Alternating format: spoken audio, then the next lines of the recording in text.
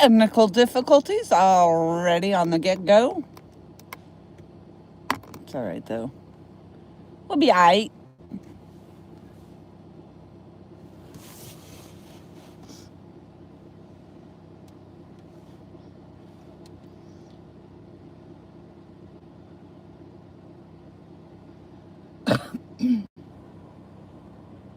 Every little thing's gonna be all right.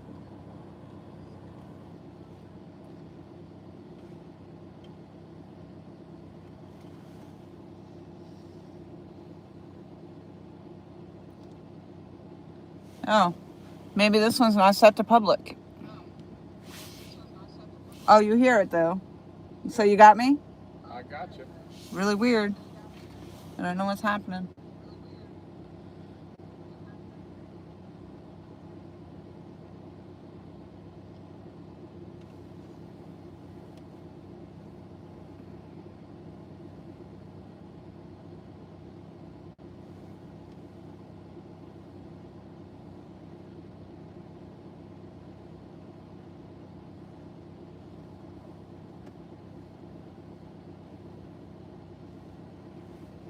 I don't know. It's not showing on my end.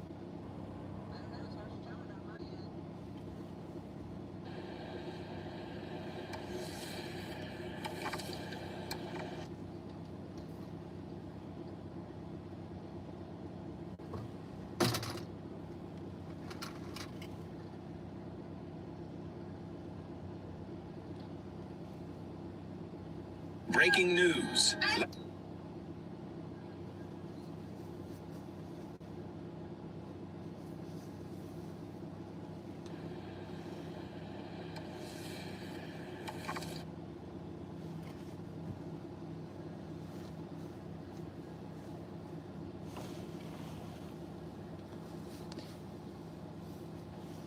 Well, my Traverse found us, so we must be good. I can't seem to get it to come up. Oh, this must be over here. No.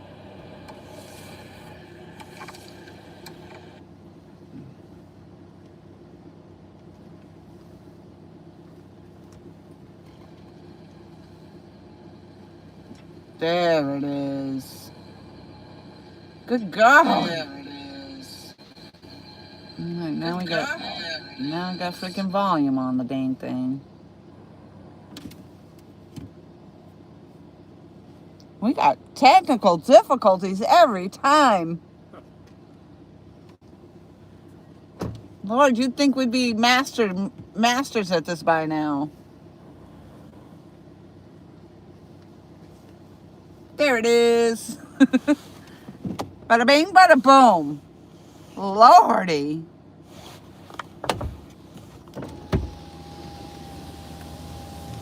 Whew. I'll tell you, we were out bait fishing somewhat early, and that wind was just a howling, and it was cold. I even had to put a hat on. It was so cold. And then when we finished bait fishing, all of a sudden the wind died, and it was beautiful. So we've been sitting out here for a few hours now and haven't had any bites at all. I think we got started at 3 and had nothing happening. So hopefully when the water current reaches us here shortly, hopefully we'll see something.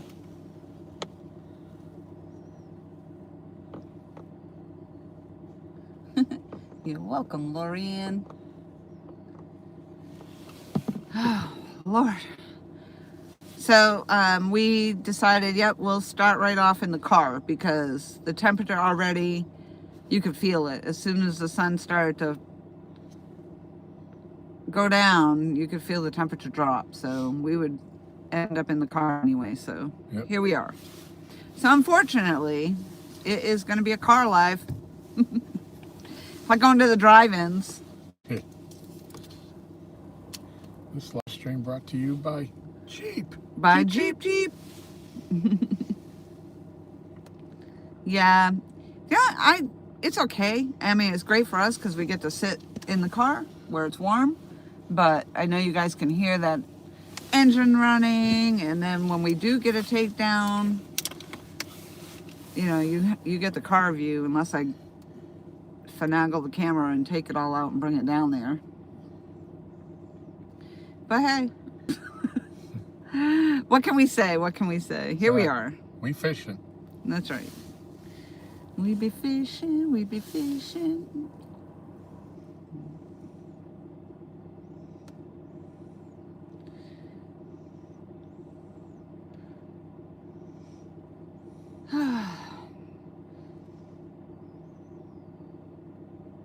And it was busy down here at the dock today. I mean, had some visitors down here, Tom's family, and then a boat that was out came back. Something was moving over there. It was bobbing up and down. Huh.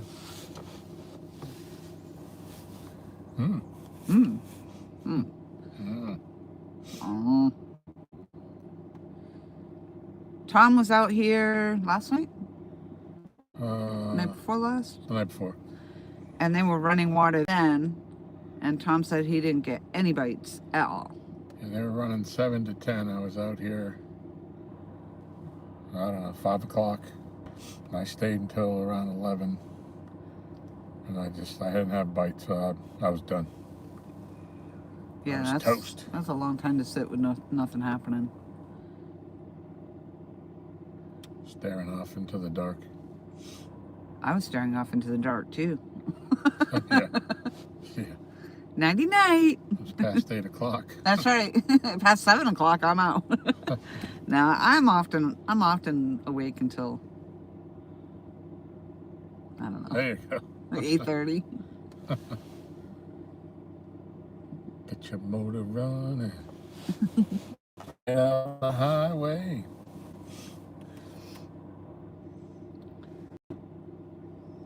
Yeah, literally, it's dropped like 20 degrees just since that sun dropped below the trees 10 minutes ago. Yep. But regardless of your skunkaroos, I feel like we're going to get a good takedown tonight. I hope so. I did have one takedown and I didn't get to it. It was still bouncing. I was like just reaching for it and then it stopped. Calic. Yeah.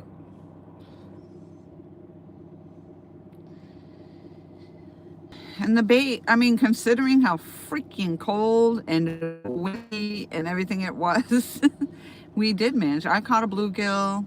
I caught 2 decent-sized bass. Tom caught 3 crappie and a small bass. And then his son and his son's friend came, and they went up to the pond, and I guess they hooked up on all kinds of different fish, so... But at that time, the wind wasn't howling at 30 miles per hour gusting. Right. Like it was when we were there. And we got new rod holders on the dock again.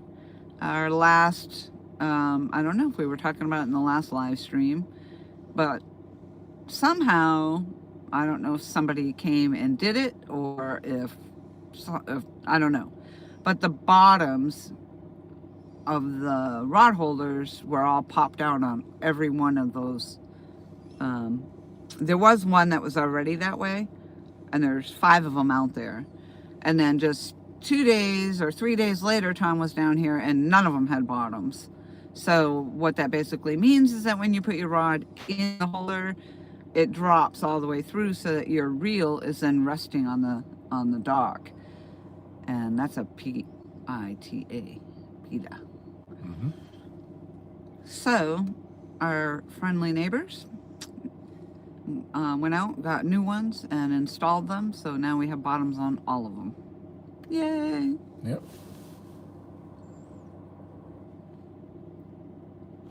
Yeah, that was some shady doing. There ain't no way that... There were 2 of them that didn't have a bottom, and we knew it because they had to be cut to get around the boards underneath the dock. I thought there was only one that didn't have a bottom. No, the number 1 and the number 3, both. Oh. But for 3 of them to break, and people say, well, they're cheap, they're plastic, it was cold. Yeah. It wasn't that cold, and 3 of them that weren't broken didn't break in 2 nights. Yeah, that's what we were thinking anyway. Yeah. Shady business going on there. That's right. But they look good. They were all white, now they're all black. And they're all nicely placed, I think. Yep. Catfish heroes. Hey, what's going on, heroes? Holy moly. Long time no see. How have you been? Have you been fishing? That's the big question.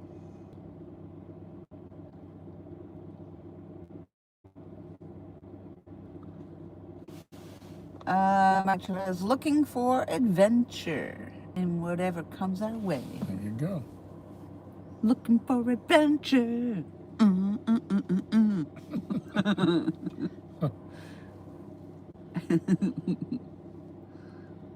You've come to the right place for adventure, I'll tell you that. We're just full of adventure over here. Two wild and crazy people.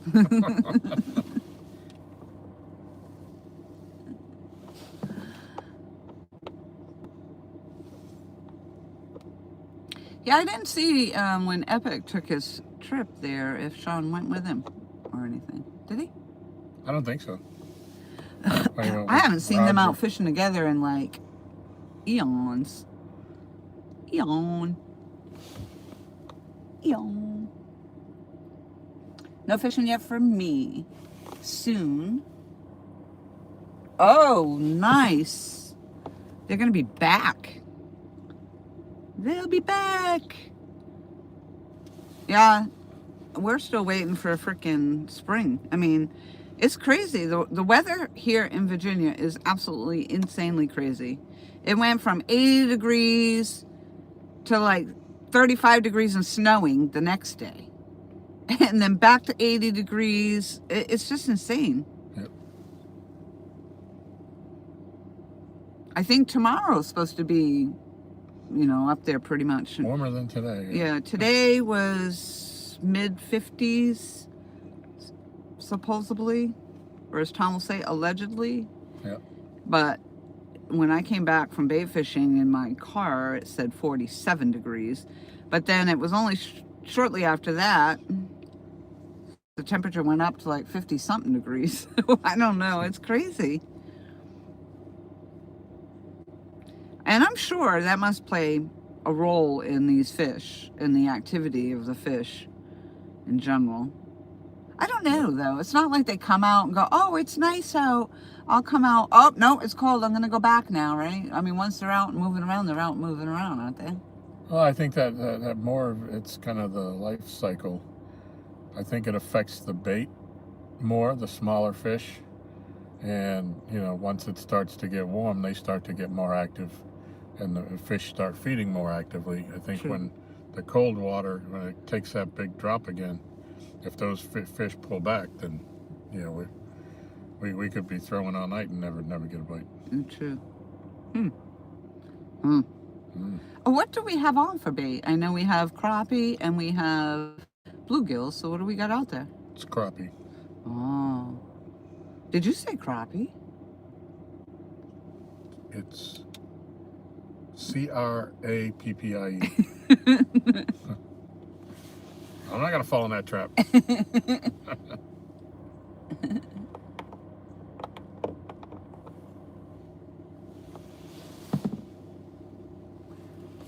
Yeah, that'd be great to see you and Epic back out there doing your thing together. Hopefully you guys are going to be fishing together. I just made that assumption. Yeah, is Tim okay? I saw a video, looked like he was in a hospital bed, but he made no mention of being ill. Oh, I didn't see that video.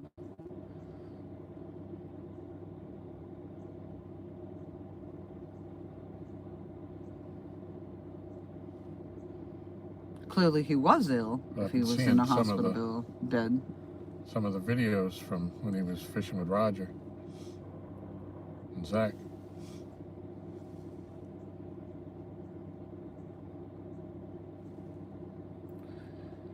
Now I'm gonna have that song stuck in my head. Looking for adventure. There's another topwater something. Movement, that's all I know. It's movement. That's right. Let's go. When it gets a little darker, I'll put some lights on the tips of these rods so they'll be a little bit easier to see. Yeah, those things are pretty savage. I had one on last Sunday when we fished. It's the little lights that go into the green bells. And I shook one off my rod and it landed, I don't know, about 4 feet from the dock.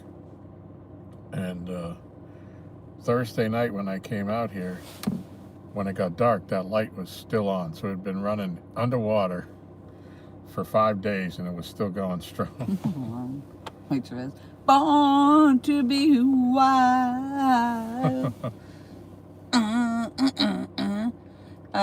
Sean said he's gonna be fine. He has to have a little surgery, then he'd be fine. Good. Allegedly. Yeah, there you go. Allegedly. Good, glad to hear. Yes.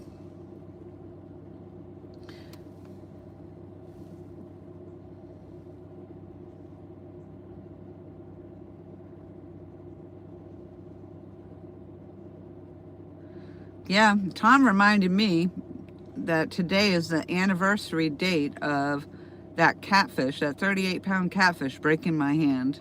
So, speaking of surgeries. Yeah.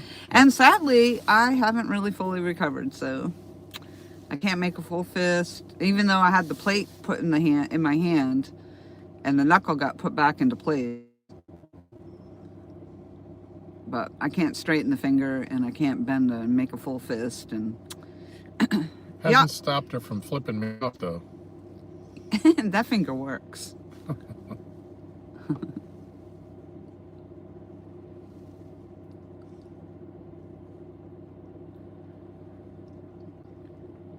But I figured, I'm like, ooh, that was a 38-pound catfish this day last year, so we could potentially get a monster today.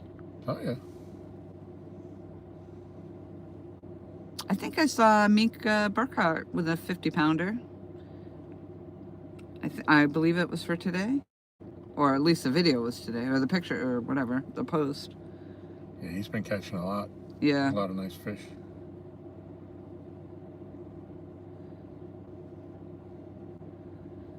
Yeah, we're probably going to one day detach the dock and just set it afloat, see what we get. Yeah, right.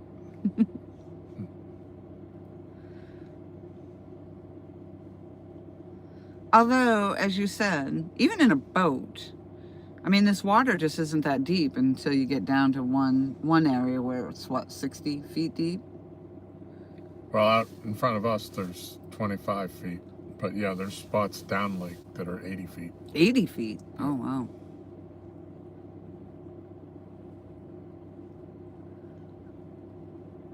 Oh, protect your sleep. There it is. Time for bed. Laurie's gonna go to bed now. Yep. All right, it's been fun.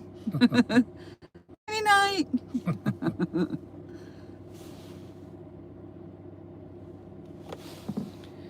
This particular time of the evening is rough because it's kind of dark and we need to have a light on, but yet it's not dark enough for the light to do any good. So hopefully you'll bear with us. You guys have made it this far. I mean, it's been, what, 4 or 5 years of this crap, of my crappy live streams. Now we have Starlink and we still have issues, so not so much with the service as much, but dang. Why is this so hot? I thought I'd turn that off. Sean's gotta go. Okay. Says back to work. Ooh. All right. Well, thank you so much for popping in. It was so awesome to see you. Yep.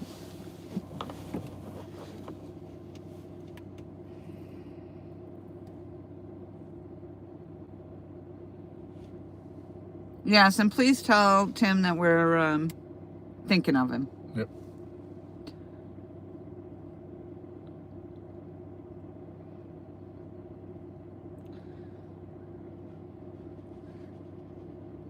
Whatever comes my way.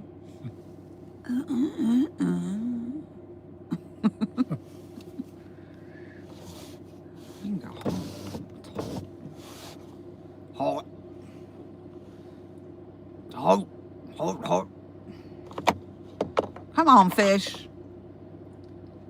I don't see much movement happening down there in that water right now. It looks to be flat. Yeah. Time we get 7:40. Should be moving. Should be starting.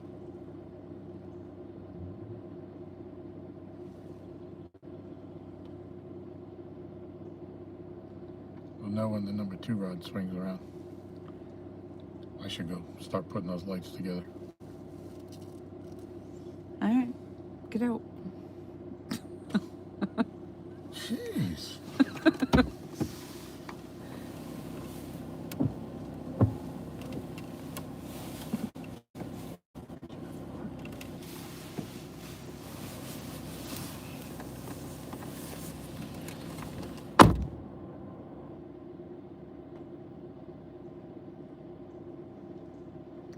You had to slam it.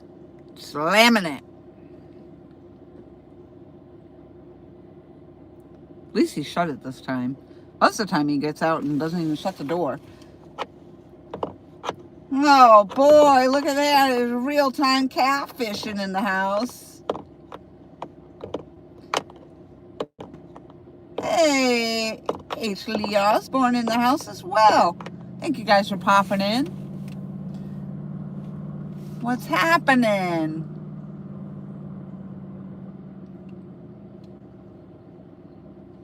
Absolutely nothing on our end right now. We have been out here since about 3 o'clock this afternoon and have not yet gotten a bite. But they did open the dam supposedly at 7 p.m. So we should be seeing that current come through here. And hopefully that's going to create some movement on our rods, we hope.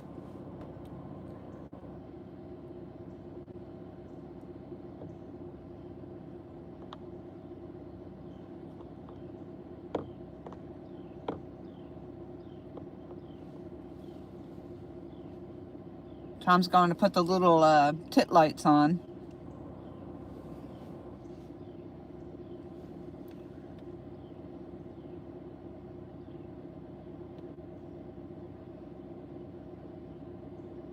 And we hated to be in the car. I can't wait to be able to do the live streams outside of the vehicle, but it is just cold. And like I said today, the wind was just, I think, anywhere between 10 to 20 mile per hour winds with 30 mile per hour gusts. It was cold. So thankfully the wind cut out.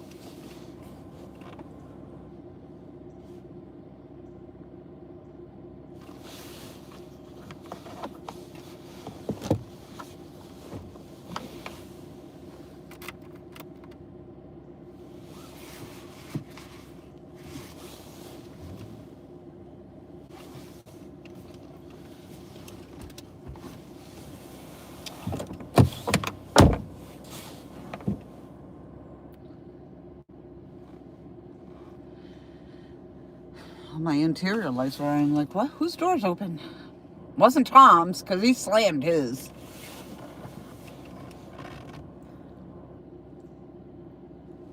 Looking for adventure. Ah, my Trevez. I tell ya.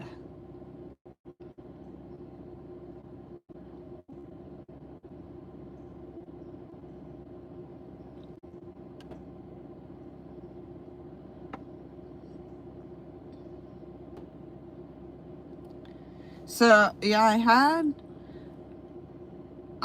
the first live stream I put up, it was one I had already previously scheduled like weeks ago.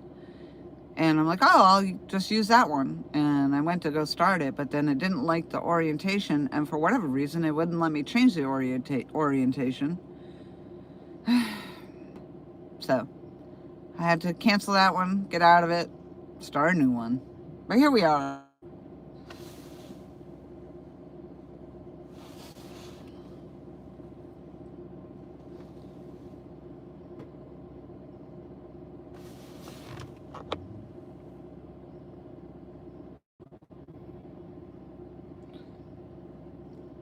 Good evening, Joshua. Thank you very much for popping in.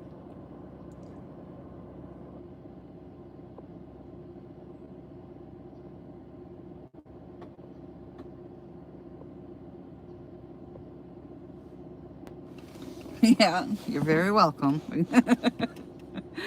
Yep, thanks a lot. Doesn't take much for me either, because you know me, I make a song out of everything, so I got a little something stuck in my head and that's it. Hey, Sampy. No, Joshua. Do you prefer Joshua or Josh? Nope. We haven't caught anything. We've been out here since 3 this afternoon and had 0 bites at all. But we're on Lake Gaston, and they opened the dam further up, which provides us some current. And they did that at 7 o'clock. So we should be seeing that current coming through here shortly if it hasn't started already. And once we get current, then we have a better chance of getting some bites. We get some good takedowns.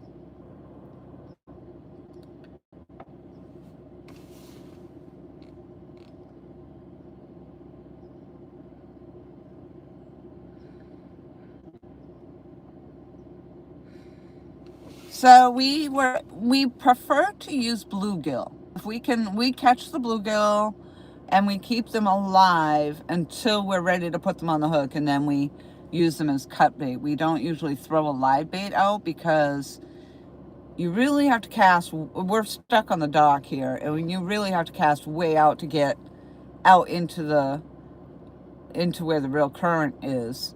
And so with the live bait, that just makes it all that much harder. And so today we caught a couple of crappie, and I think we already had a couple of bluegill, and I caught a bluegill. So we have a mix. I think Tom said, though, what he put on out there is the crappie right now. Depending on where you're from, crappie. That's a bit of a big debate here in our live stream. You say tomato, I say tomato.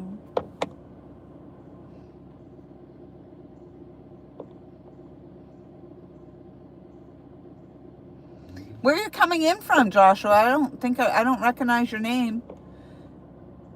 But then again, it could be this whole YouTube changing everybody's name thing. So I apologize if that's the case.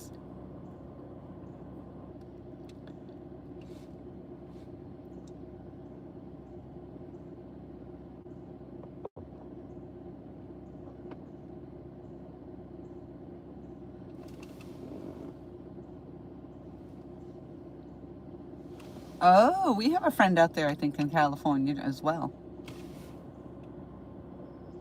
Brian Court, hello.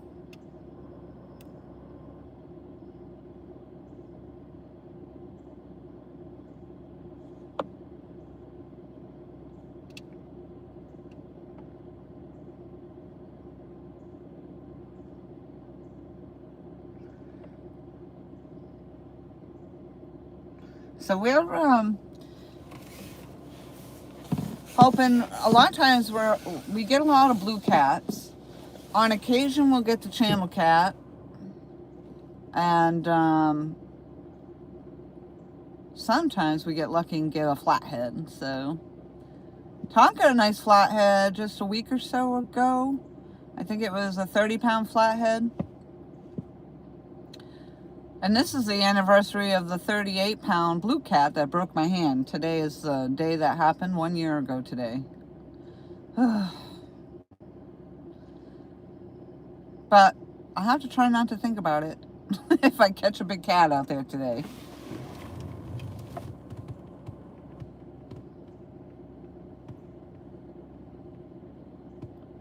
Oh, out in the desert, dang.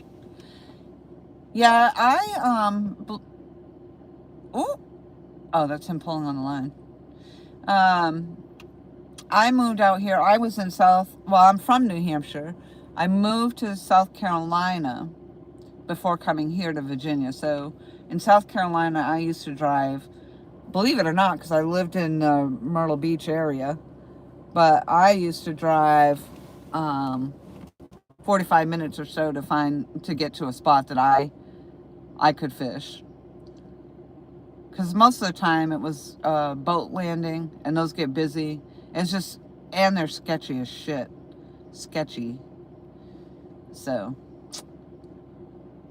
but here we fish this, we live in a private community. I'm staying with Tom and Michelle here in their community. This is a private dock in their community, and so this is where we fish.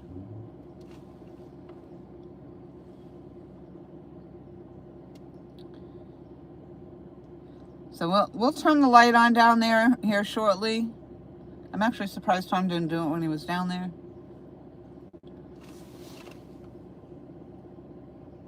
Yeah, Tom was doing that, and I didn't even realize he was pulling. I was like, what the heck's he doing? Just standing there watching that rod bend. Should have turned that light on, Tom. Yeah. Yeah.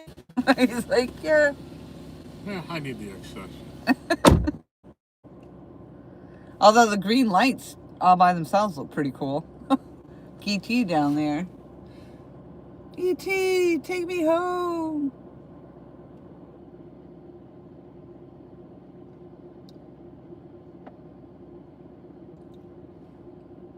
Ooh, we got 14 thumbs up. Thank you all. Woohoo. Oh, there we go.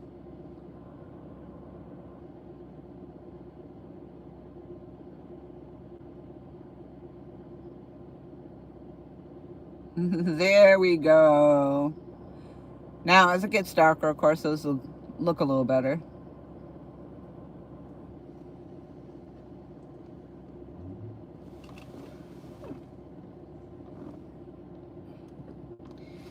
And I bought LGBASS is Xplorer's ultimate fan. In fact, way back in the day, before I got stickers, or when I got stickers, I had gotten buttons. I don't know if any of you remember the buttons that I had gotten. Tom is actually sporting that button today. He had pulled out an old hat, and that button was stuck to his hat.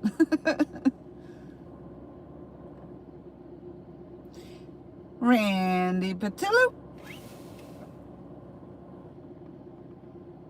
A bite on one? You're kidding me. The orange rod? That's mine. I haven't had a fish in freaking 3 weeks. Well, maybe I did get one fish. Is there one on there, Randy? I'm watching now. There is a puddle at the bottom. It almost looks like something's hung up on it. Randy said there was a bite on one.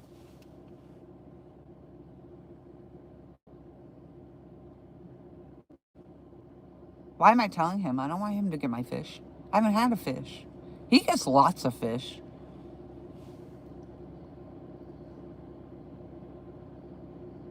Not that it matters, because he would give up any one of his rods for me, no matter what. But I like to get them on my own rods, because that's just how I am. And I took the floats off. I know I don't have a float on the orange one. On my Mika Burkhart rod, I may have a float on that one. And I believe I am rod 1 and rod 2 from the left. So I'm the orange rod and the yellow Mika Burkhart, yellow and purple. And then Tom has the 2 on the right side.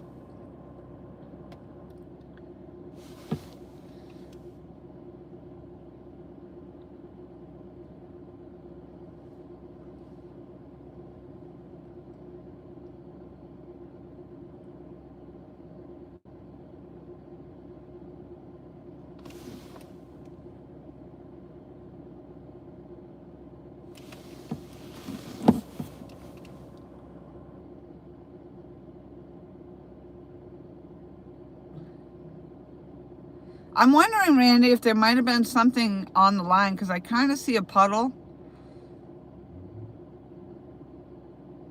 I see like a puddle down where the line meets into the water there.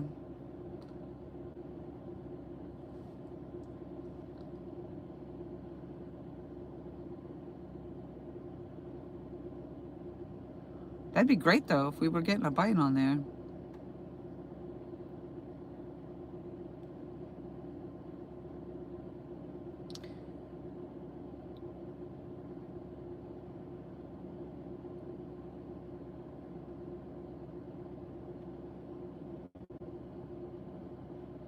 Well, we got movement because I can see stuff floating under the... Something just came out from under the dock.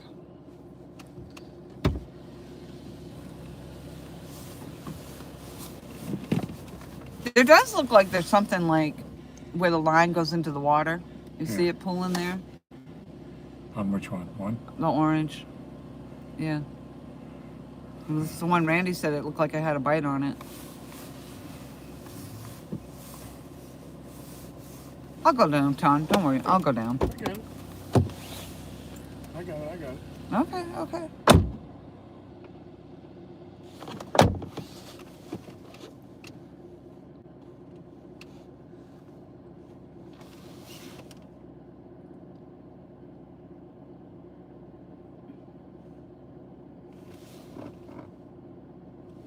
It's possible.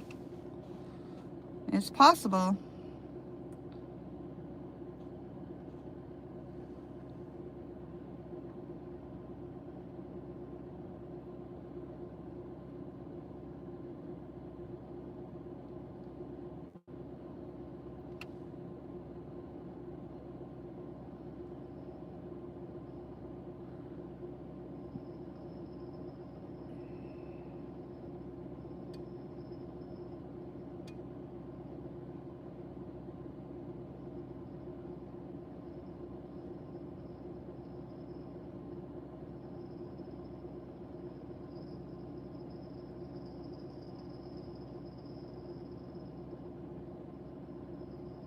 I'm almost guessing there's something hung up on it, but... Is there a fish on it?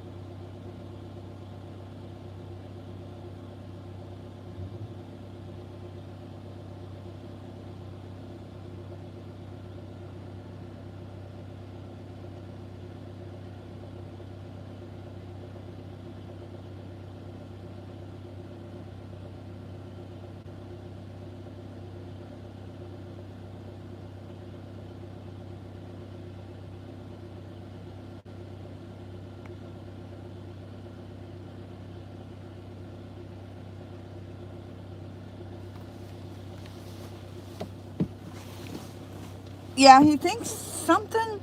When he picked it up, he thought he felt something pull back on it, but it's also hung up. But that's hopefully it doesn't break off, because it already broke off earlier today, and there's not a whole lot of line left on it. What? Huh? I got a fish. You were right, Randy. All right, let's see what we got.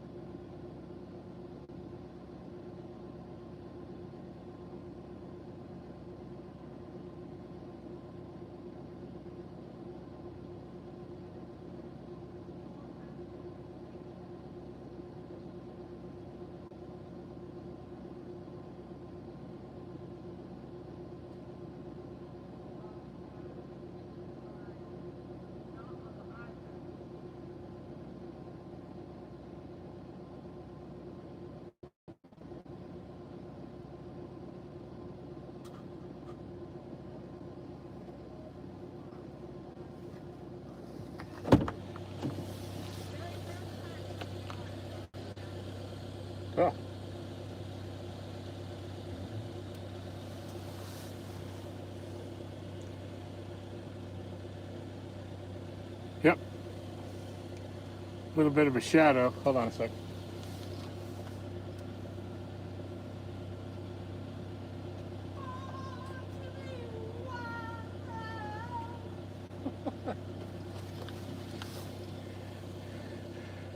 Woo, woo, there he is.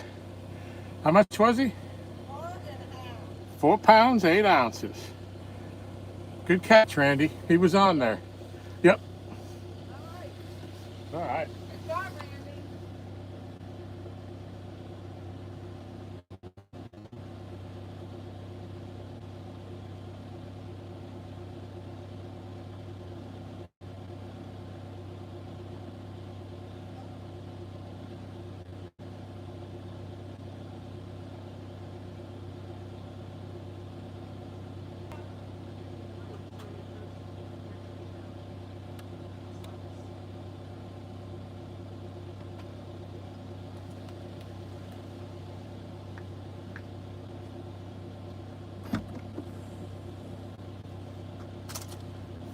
Looking for adventure.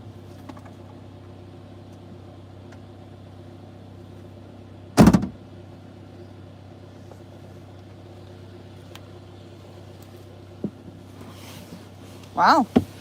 Great eye there, Randy. Gosh, if you weren't watching my rods, we probably wouldn't even have known that was on there. And then it did get hung up. But Tom recovered it. Sweet. That was the first fish. I really can't say I reeled it in. He reeled it in most of the way. Catfish Terry in the house. Hello. No skunk tonight, Randy. That's right.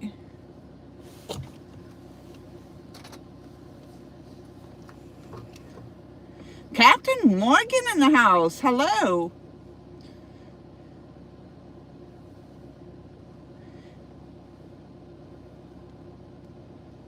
Is that Adrian or Andrian? Adrian, welcome in the chat. That's a new name to me. 25 treelings. Nice setup. Thank you very much and welcome in the chat. Quite a few new names there for me. Thank you guys for popping in. Yep. Luckily, Randy Patilla was watching our rods there because he saw my my orange rod over there in rod hole number 1 there on the left go down. And then we checked it and then it was hung up. And then Tom pulled it out of the hang up and the fish was still there. 4.5 pounds. Woohoo, we're not skunked.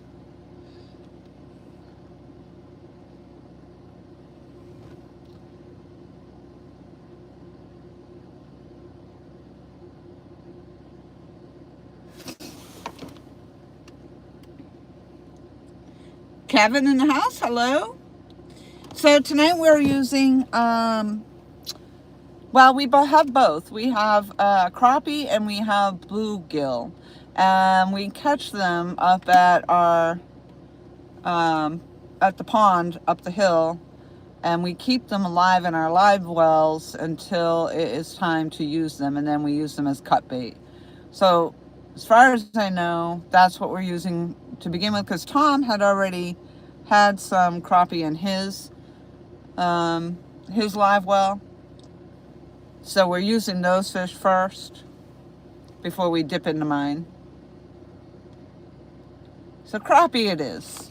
We prefer to use bluegill, but they have been a little harder to catch right now.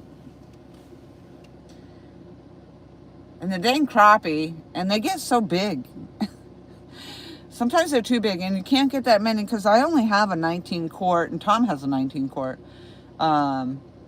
Engel cooler, insulated bait cooler, and really you can only get 2 or 3 of those crappie in there, and then they make a dang mess. They are stinky and messy, and they dirty that water real fast. But the blue cats seem to love them.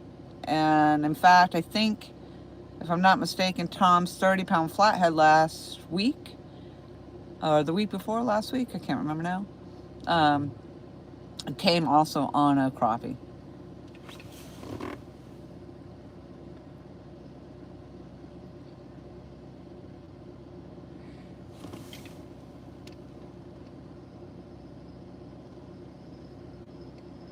Oh, good, Kevin. Isn't pack bait usually what they use when they're fishing for carp? Is that right? I could be wrong.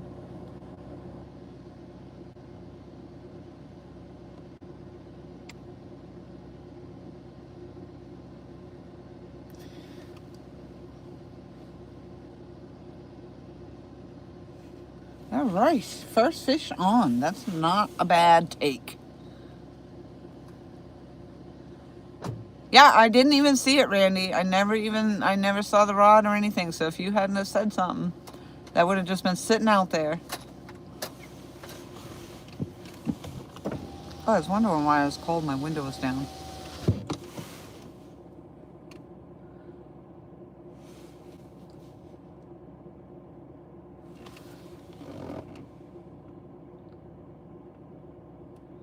Oh, that's interesting. I didn't know that the blue cats would come on the pack bait as well. Well, that's good.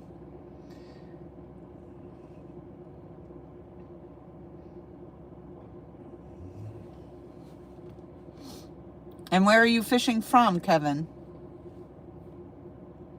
What state?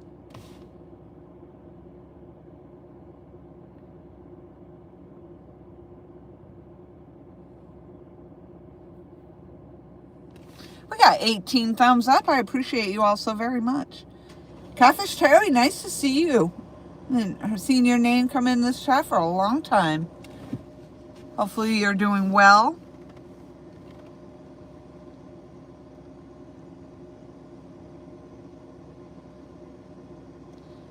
We hope to be out more this season. Like I said, this is the 1-year anniversary that 38-pound blue cat broke my hand and on its death roll. So we were out of commission for that and many other things last season. So hopefully we'll be down here a little bit more this year. It'd be nice for it to actually be warm enough to in the evening to sit outside. It was actually the other night we sat outside and it was gorgeous. I think that was last Sunday, actually. Normally we go live on Saturday evenings, but last week we ended up going on Sunday. I don't usually go on Sunday night because I have to go to work on Monday morning. Tom's retired, so he doesn't have to worry about that sort of thing. But yeah, so we did. Sunday night was gorgeous. We sat out here. I was wishing it was Saturday night. It was so nice because I would have stayed out a lot longer. Bugman's in the house. Hello, hello. So we got a few new names in here, Tom. Yeah. And Catfish Terry popped in. Very nice. Captain Morgan popped in. I see Captain Morgan now, yep. So that was Randy P. And Randy Patil was the one that saw the fish? Yes. Awesome. Yeah. That's some good eye. Yeah, he was on, and when I took the slack out of the line, I could feel something slightly pulling back, moving away from me. And when I reeled down on him, I felt the head shake. And then he got hung up in something, so that's when Laurie came out and went back. And then when I said, I'll try to pull it out or break it off. And then she walked away. And then he came free, so. So, and see, it's a year anniversary, and you weren't scared. I wasn't scared of the 4.5 pounder. I should have been. Those are the ones that are worse. Kevin Roberts, welcome. Yep, Kevin says he's been hitting them on pack bait, so he's talking about the pack bait. All right. Hey, Buggy.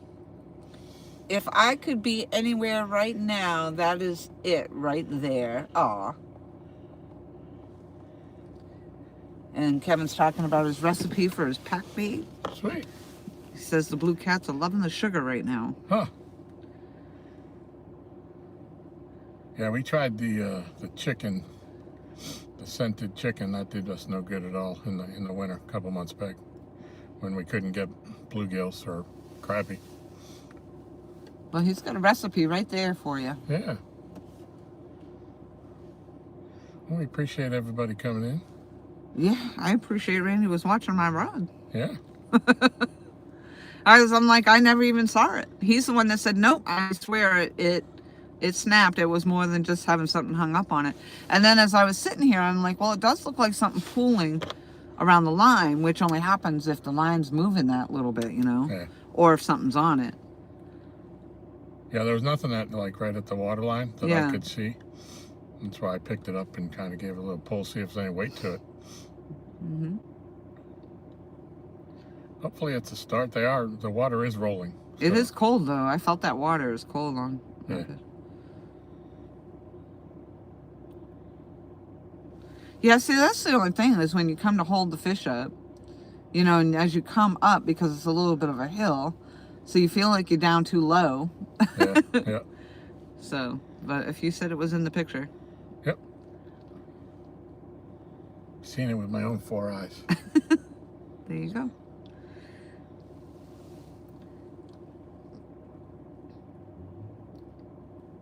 Add sugar in the dough in the spring. All right.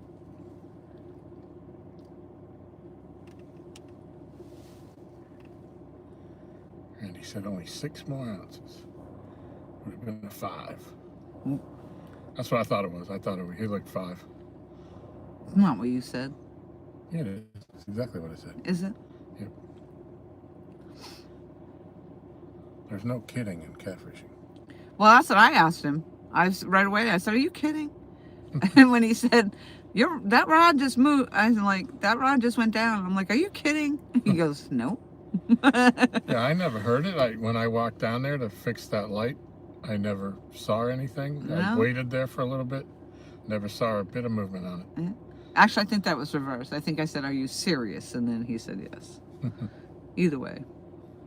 But yeah, because I told you, he said there was something on it and you were Yes. down there and Yeah, not a bit of movement on it when I was standing down there. he came in like a freaking freight train. He Yeah. was like, I couldn't reel fast enough to keep up with him. He was coming so fast. So yeah, that's what. Once I was sure he was over the ledge, I stopped reeling. So I didn't want to reel him all the way in. I wanted to give you a chance at him. So you wanted that rod out there. You caught a fish on it. I did want that rod out there, absolutely. I called it. Oh, he said you had your back to it at the time. Huh. Well, it never rang. And he said he only saw it move once. Wow.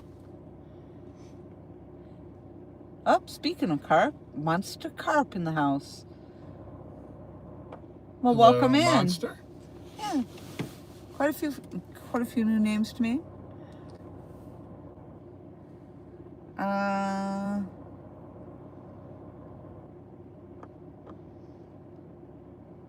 Okay, there it is.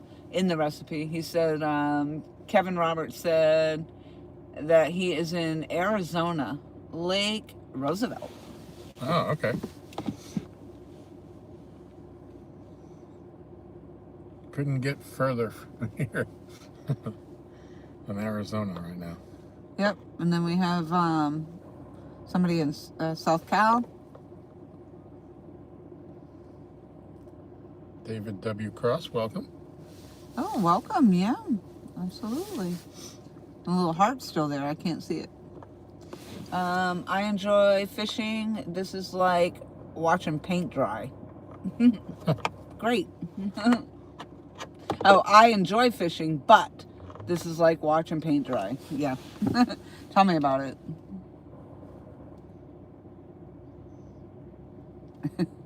That's how we feel while we're waiting for the rods to go down.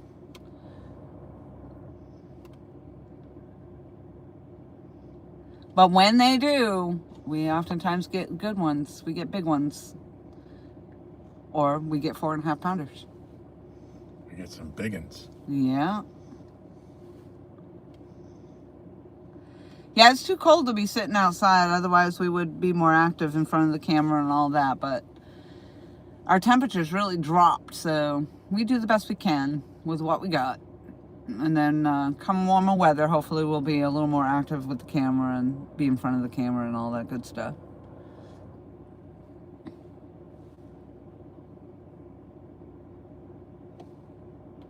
There's Jose. Jose.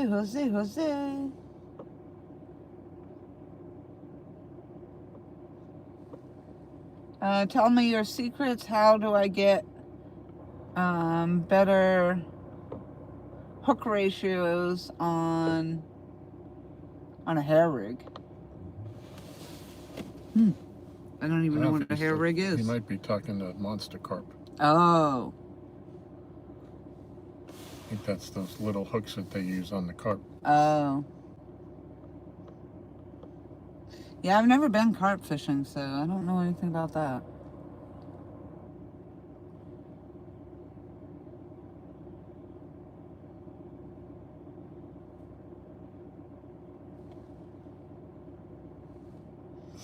So we got a lot of new people in here right now. Maybe you might want to tell them where we are.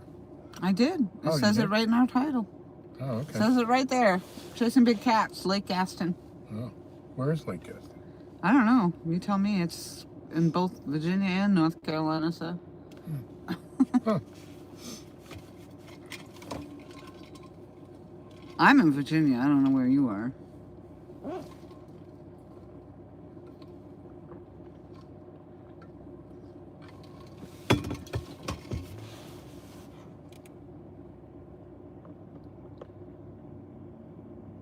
David Cross says, do you eat what you catch? Nope, we actually do not. We typically just release everyone that we catch.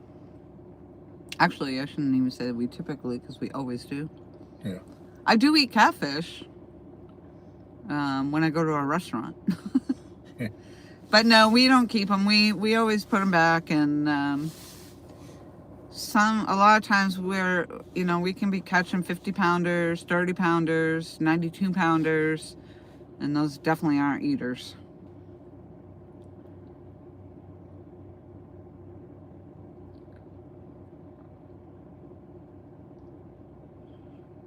But nope, I don't think Tom's wife would appreciate us bringing up a catfish for her to cook and clean in her slop that up on her island. Yeah, $35,000, $50,000 kitchen.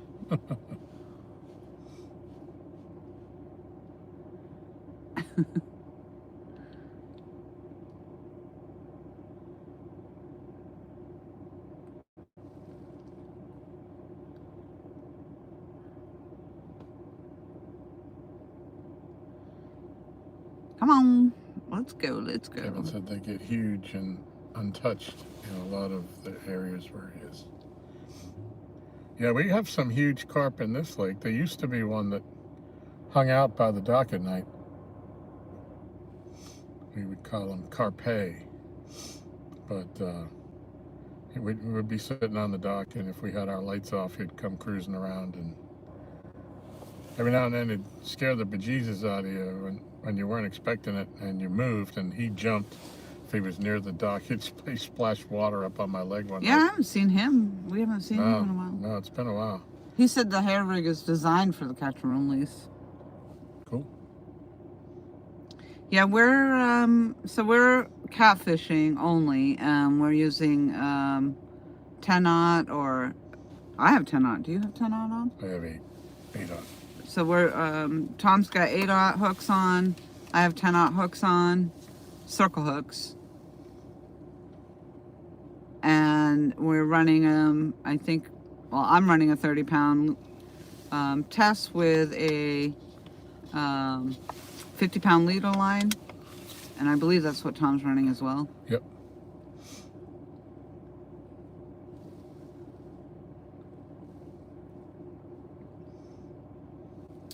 And if I'm not mistaken, we have all Mad Cat's rods out there tonight.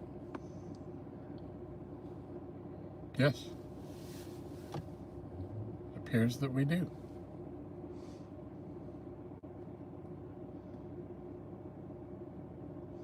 And I have the 2 rods to the left, and Tom has 2 rods to the right, and we have an open rod holder out there on the dock. We've got 5 rod holders, but With current running, it's just easier with the 4. Depending on the current. When they open the dam, because Lake Gaston is dammed on both ends, and when they open the upper dam, which is what gives us the current and more of the bites, but it depends on how much water they release as to what kind of current we get. So if it's really strong current, then 4 is probably good. If it's minimal current, then we could probably run 5.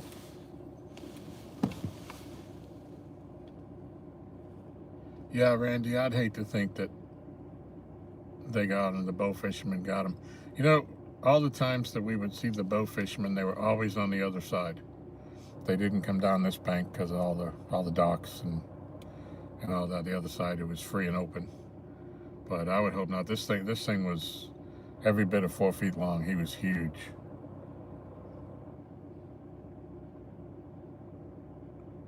And then we just stopped seeing him, so I don't know what happened to him.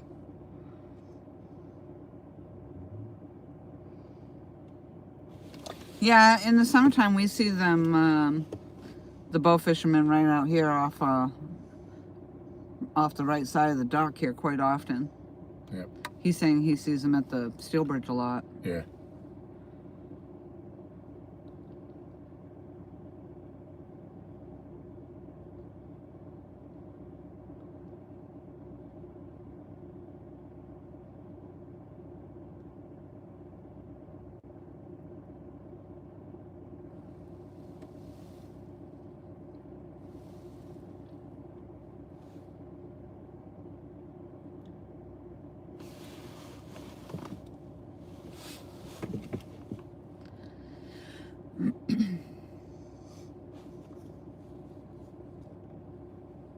Hopefully that's not our only takedown for this evening.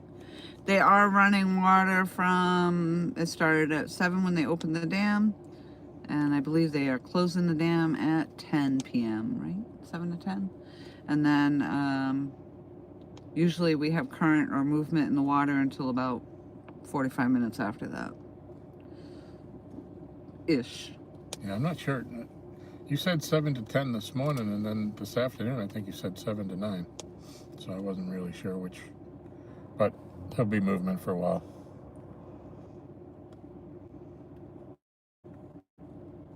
Whatever I posted on Facebook is what it is, because I had checked it again before I posted. No, I think it was 7 to 10. Cool. We don't care. Well, we catch them when the water ain't moving, too. Mm-hmm. Was it last Monday night when I came out?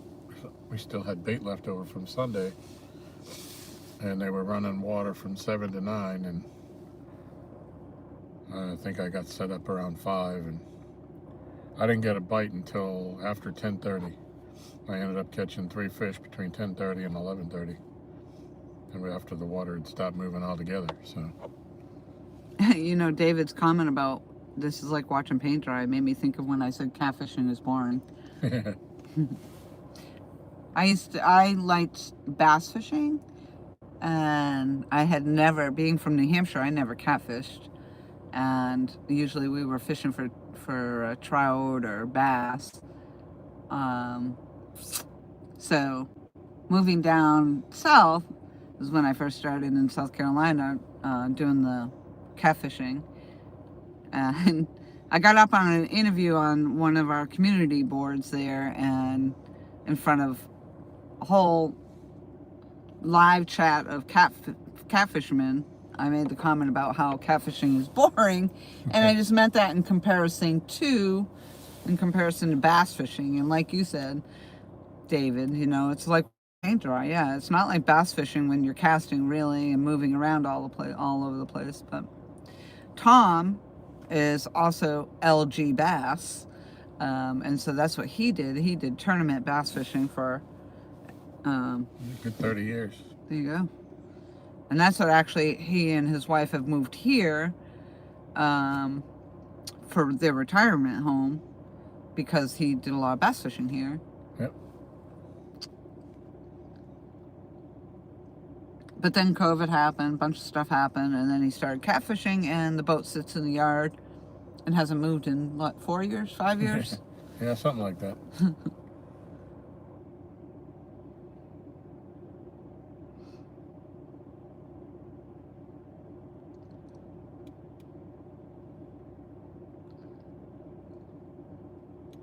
Oddly, I find this hard to believe, but as well as going back 5 years, I've been 5 years since then. And I've got to that point where this is more relaxing than sitting around bouncing up and down on a trolling motor with jet skiers circling you. And, oh, yeah. I bet you that's a pain in the butt. you know, all these tournaments are, you know, on the weekend when all the pleasure boaters are out running around. And I'd much rather sit out here at night and relax. Although it's not always relaxing. A lot of times it's hectic as heck. Yeah, Hectic as heck. we ain't got into hectic season yet. No. Nope. We're still in the slow, steady season. We did catch a 30-pound flathead a couple weeks back. Yeah, on a live stream. I mentioned that one. Yeah. And a 29-pound flathead, or blue. Was there a 29-pound blue? Yep. Was I here for that? I don't know if you were there that night or not. It's in my book, so it must be so. I guess. I think I might have been by myself that night. Yep. Were you? You may be. I think so, yeah. Yes, I know I was because I have the picture. It's on my tablet. Ah.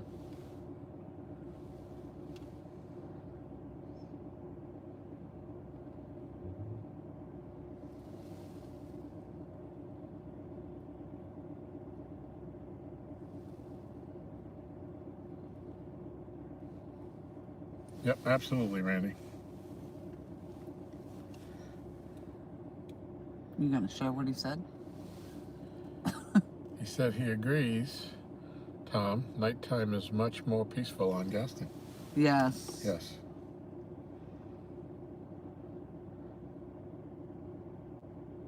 Until the beavers get all whooped up. So the best we can tell, we saw 3 beavers at the same time last week. Or was it the week before when they were chattering at us? I want to say that was either a mating or territorial or both situation out there with those 3 beavers. Because I'd only ever seen 2. Yeah. Mostly 1, and then on occasion you see a second one come out. Right. And they seemed to swim together just fine. And then that third came and they weren't getting along very good. Yeah. They didn't seem to be anyway. Maybe it was the mother, the father, and the baby was acting up. Told him, go to your den. Go to your hut.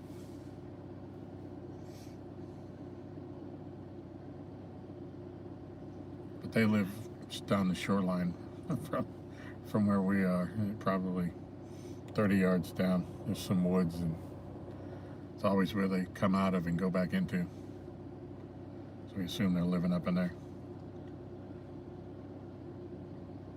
Which is, well, I guess not, because they come out at night, because I was going to say, obviously they're not going to come out during the day with all the jet skiers and everything else out here. Yeah. No, I've never seen a beaver on this lake in the daytime. Don't mean they probably don't, Toby. I was noticing the bottom of the pole over there that holds the chain to the crossing over the boat ramp. It looks like something was gnawed or clawed at that. Huh. I mean, it looks like claw marks at the very bottom of it. And it might be just the way that they put it in. But then I was wondering, something came up trying to chew at it, gnaw at it.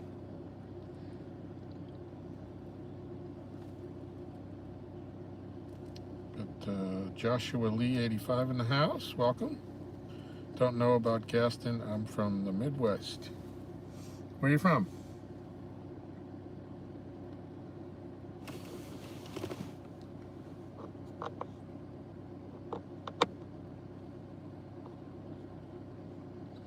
Randy Patillo says, I had a couple of otters fighting at Hawtree last week.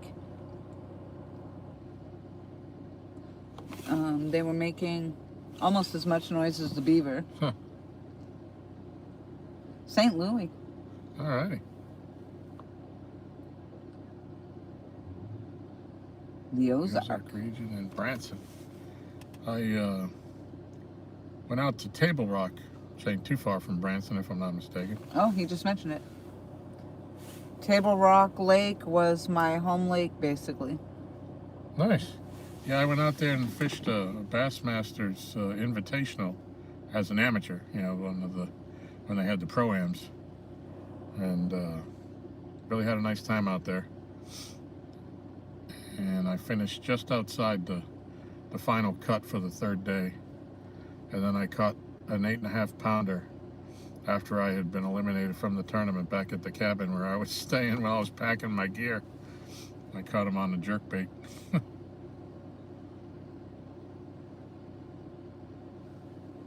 Fond memories of that trip.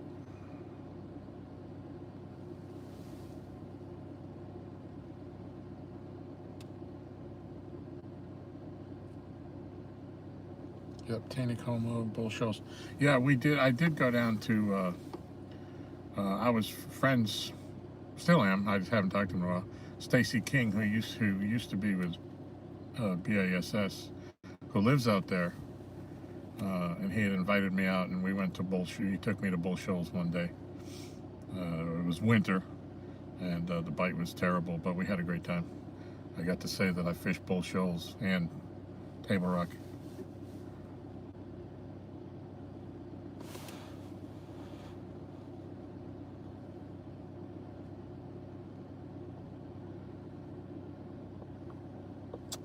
He says, wow, that's cool. Yeah, it was fun.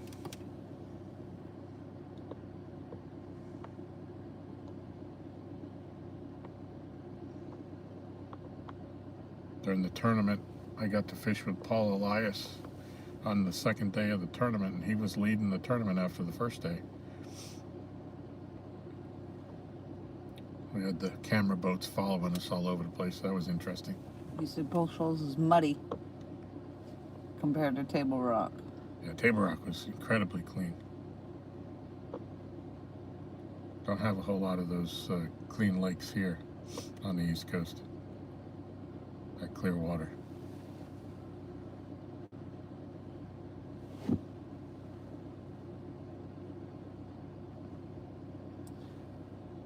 Kind of fishes like Lake Lanier, in my humble opinion. Lanier. Lanier. That's down in Georgia. You say tomato, I say tomato. Do you say? Nope, never been to Dale Hollow. Nope.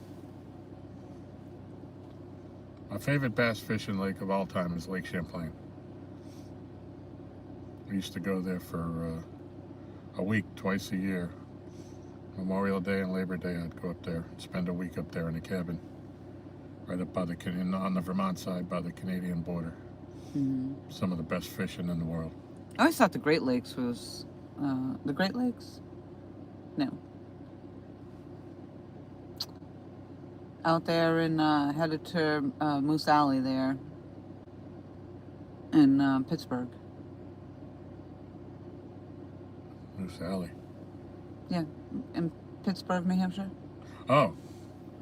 No, up there was Lake Francis up in Pittsburgh. Yeah, and I thought it was. That was the beginning of the Connecticut River, I think. What other lakes are up there? Because I remember it being like 1 and 2 or something. They had a couple like right in a row there, and I just. I know the only one I was on was Francis. Caught my first salmon there. Yeah, I think there's like, gosh, I'm just drawing a blank. But yeah, I would think that would be great fishing. I never fished it. That was way too far of a ride from where I was. Connecticut lakes? Connecticut River was formed there, coming out of Lake Francis, and went all the way down the coast of New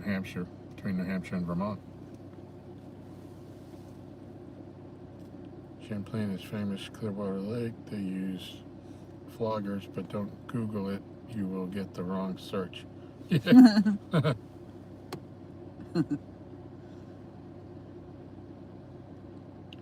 Champlain, you might need 2 state fishing licenses. Yeah, you have to be careful. I think, if I'm not mistaken, New York and Vermont have a reciprocal agreement, but you better not get caught going up into Canada. There's one spot where you have to go going north. You leave the U.S., you go into Canada, and you come around a point, and then you come back into the U.S. And that was kind of interesting. My buddy was like, "Don't you dare throw that rod over there yet. We're not back in the States."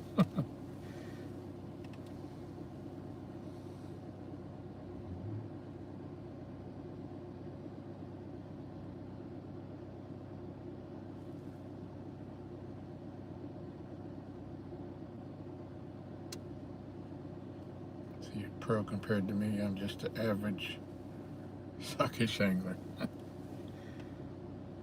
You're as good as your next cast. And if you're having fun, that's all that matters.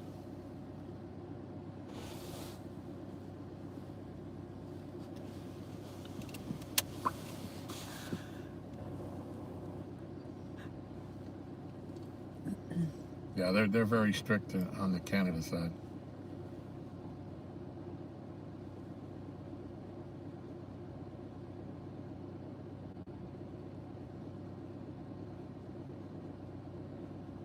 Yeah, it's not all that well marked either. There's like red buoys that mark it, but it's so wide. Unless you're within sight of one of these buoys, you can be out in the middle and not even know you're not even in the U.S. anymore. He's asking what boat you run. I got a Ranger 519V with a. But to fish up there, I fish with my buddy on his boat. He's got the Comanche 521 with the 250 on it. And we've needed that 250 up there several times. You'd be out there in that window pickup, and those waves they come on so fast. You need to be able to get out of there.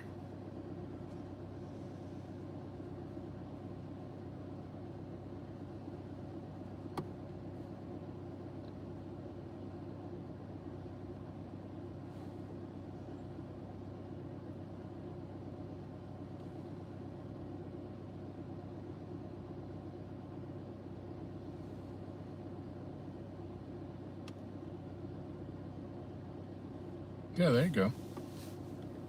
Oh, the light just went out. I saw that too. You want me to grab mine? We'll try one more and see what happens. After that, I give up on my lights. They're just crashing. And there's no way that was 2 hours out there. No. Now we got some fresh lights coming at you.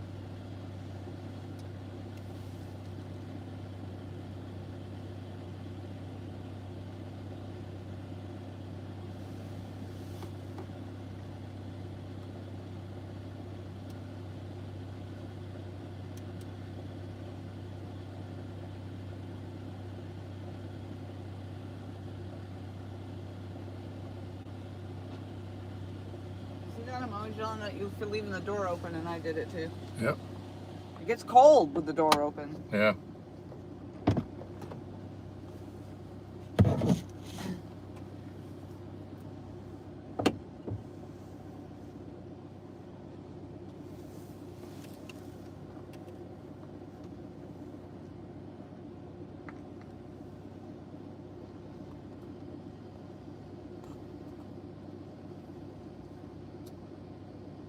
Nah, Joshua, you didn't run nobody off.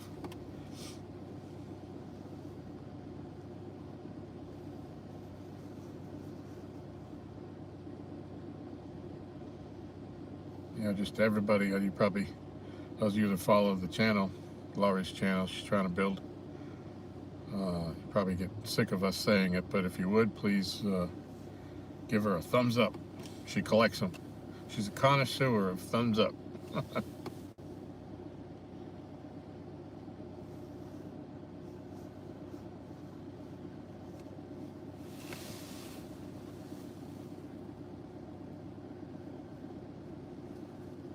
50 minutes. Wow.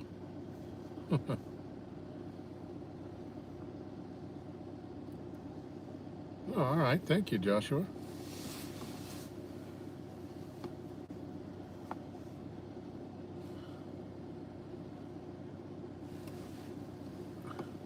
Laurie will be excited to know that, Randy, when she comes back into the car.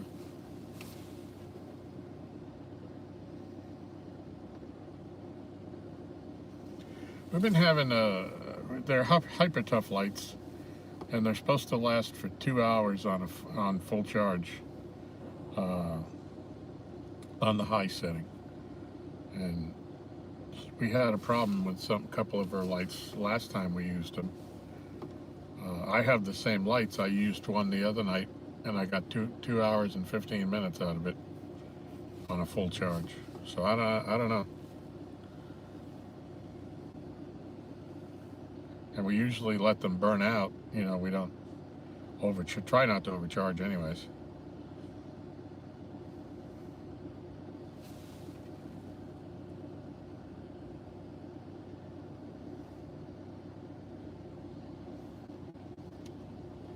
Now the Hyper Tough is Walmart.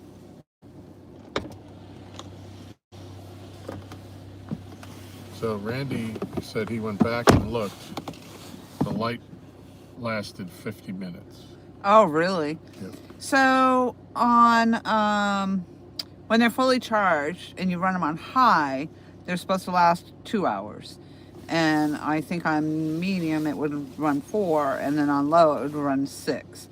And these are fairly old. There's a link to these in my description, I believe. And I've had these a year and a half, maybe, or 2, maybe 2 years. And in the beginning, I honestly didn't ever let them run out. I'd let them run low, and then I'd charge them. I never let them discharge fully, and I wonder if that might be the problem. And I've only recently started to discharge them. I make sure they're all discharged before I charge them back up, but they're just not holding like they were. And I have 5 of them, and they're about $50 a pop, or somewhere around there. Yeah. So I might have to be replacing lights here soon.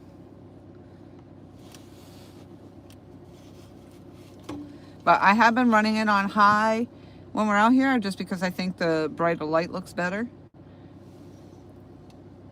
Yep. Yeah, far away, yep.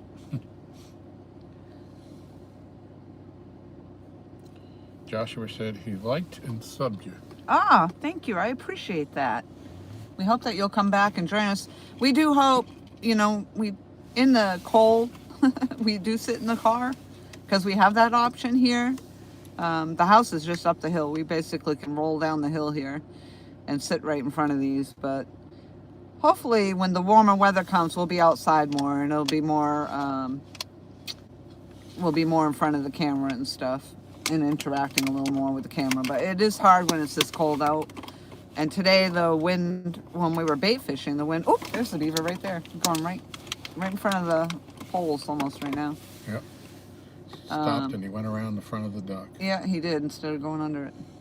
But yeah, the wind was gusting like 30 miles per hour when we were out there bait fishing, and I had to put a hat on. And it was so damn cold. And but then it did turn out nice, and we sat outside here. We got here about 3 in the afternoon, and we sat outside that whole time until the sun went down, and then it dropped.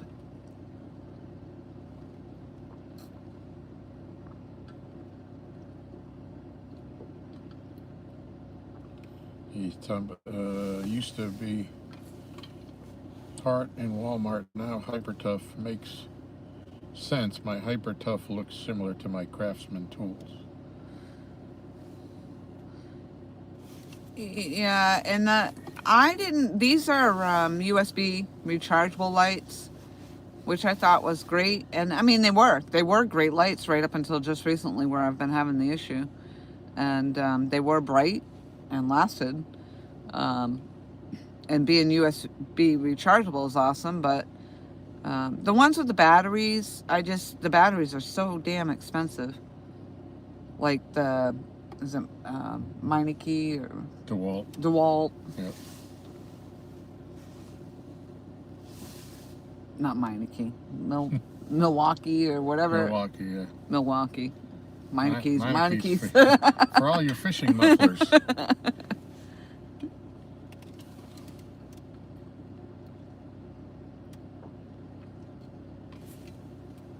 Yeah, we normally try to do this every Saturday, weather depending and schedule depending, but you know, we're usually fishing. It's a matter of if the conditions are right for going live. Yeah, and then sometimes like this where we're not getting any bites, that makes the live stream pretty boring. So we do question that sometimes. But we have dedicated followers. Yep. Mike Chavez. And others. Randy, yep. And Randy Patillo pop in. Jose. And Jose. Yep. And Brian Korth always comes in.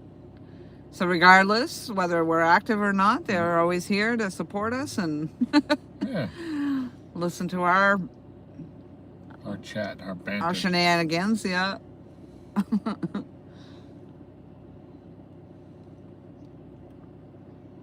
When the fishing season really amps up here and things get busy, then it just gets hectic anyway. So even running a live stream when it's hectic like that, I mean, we've had, again, I was down and out with the broken hand after that catfish broke my hand last year. So I was down and out. And then our dock got refurbished, so we couldn't even use the dock for several months. So last year was kind of a dud.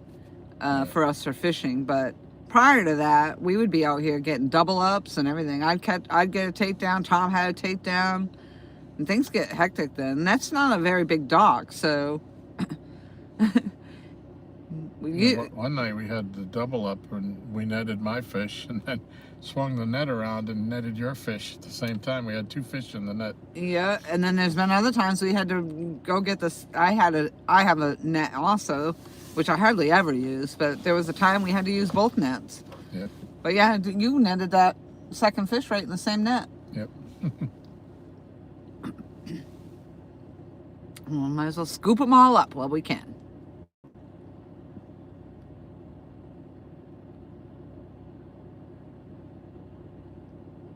Randy said too cold for him to fish. Yeah. But I watch y'all. Well, we appreciate that. Yes, we do. I'm glad you were watching the rods. You need to get a Jeep for your kayak. Yes. Put your kayak on and drive out. What do they call those? Amphibious vehicles. Yeah.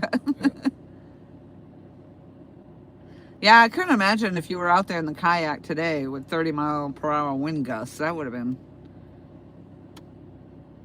horrid. Yep.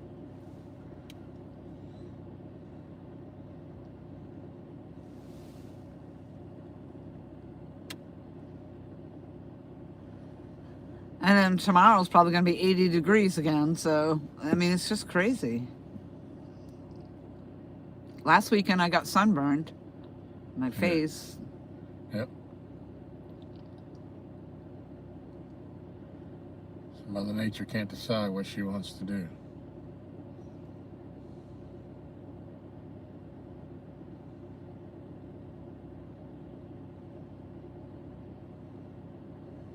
We still got all crappie on? Yeah. I just sit here thinking I should probably go cut up some fresh bait. You want me to go reel a rod in? If you want to. Yeah, too. All right, all. I think we're going to change bait. We got it. We might as well, so we'll be up. I'm going to try some bluegill this time, I think. There, 26 thumbs up. Make sure I give you a thumbs up.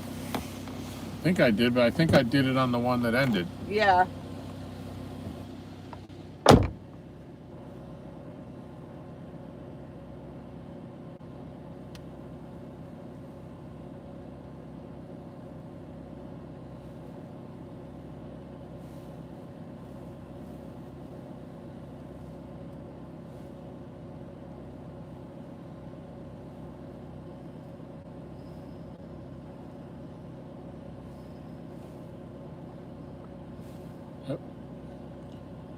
I already did give her a thumb.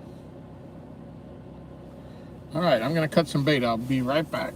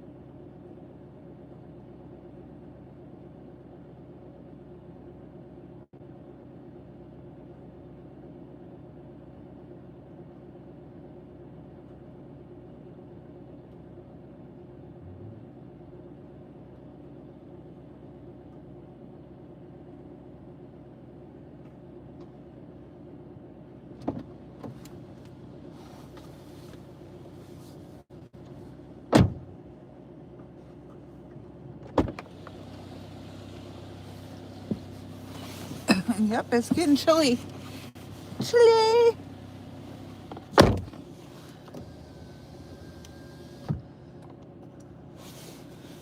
Whew.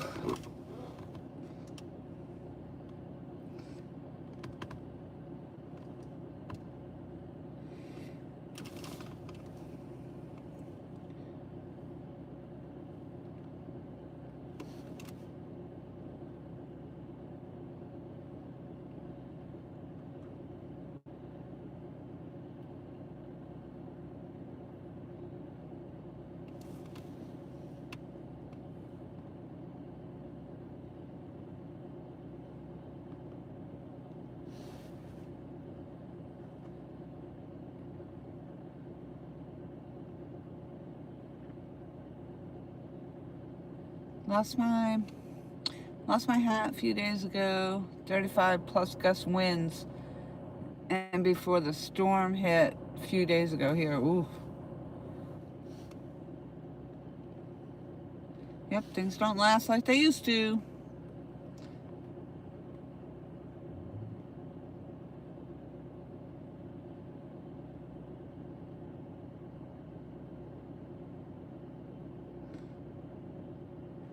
Ego batteries, never heard of those.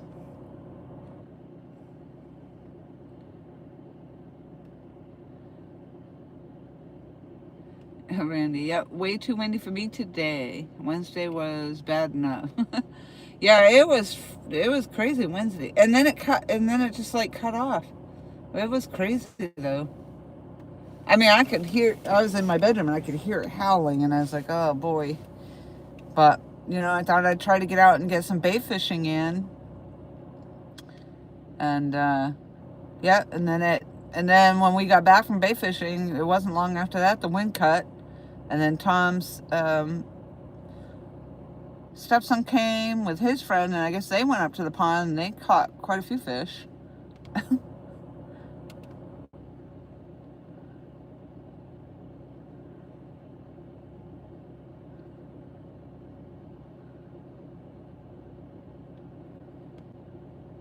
Last I knew, it was supposed to be nice tomorrow, but tomorrow's Sunday. It's just hard for me because I get out here and then I don't leave early enough, and I mean I can't just go home and then crawl into bed and go to sleep. So by the time I get home and I don't really bring my gear in. I leave it in my car anyway, but Give me the bells, Laurie. Give me the bells. oh.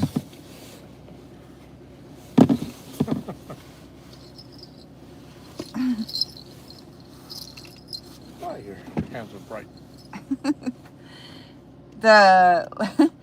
The lights that he puts on we have the bells, and then the little lights go inside those bells. They go in the hole at the top of the bells. Well, Tom, a few weeks back, I don't know, he says it's a few weeks, a few days back, had lost one of the lighted lights in the water, and it's in front of the dock, and that thing is still green under the water. It's still lit up. Even we were just down there looking at it. So here we are almost a week later, and that thing's still going strong under the water. I mean, it's weak. It's not as bright as it was, but it's still going.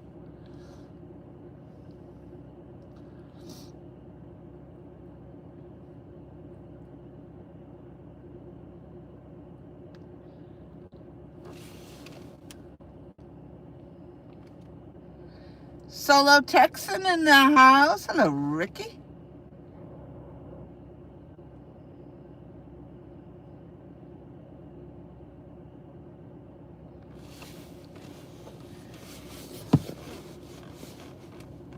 I feel like it's just not warming up soon enough here for me. I feel like winter has lasted forever. And I know we're in the spring now, but I'm just anxious to be able... I say this like, oh, it'll be nice and we'll be sitting outside. But then what happened was,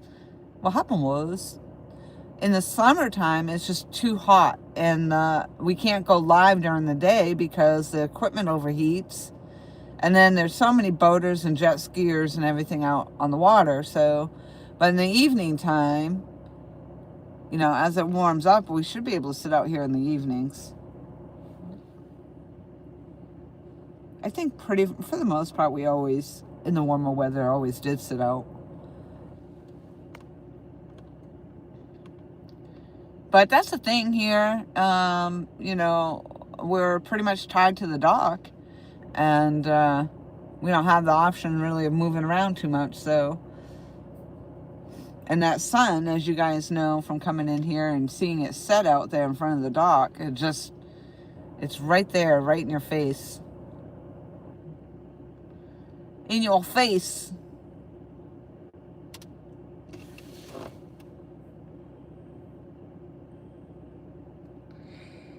Yeah, Ricky, that's why we're in the car tonight. I hated to do it. It certainly makes it nicer if we're sitting outside and it seems more personal or whatever, and you don't have the car running in the background. But it's just, once that sun went down, the temperature dropped as usual. And so we knew that would be the case, and we were already prepared that we were going to end up being in the car, especially after hearing that wind howling today.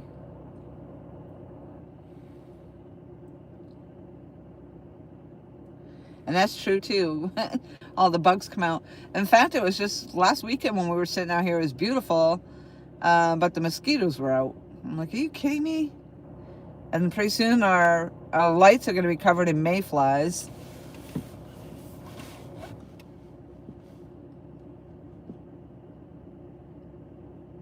Yeah, and then we'll probably be back in the car for the air conditioning.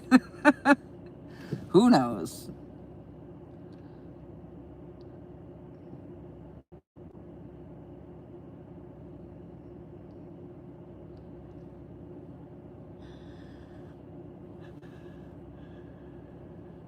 But hey, we do what we can.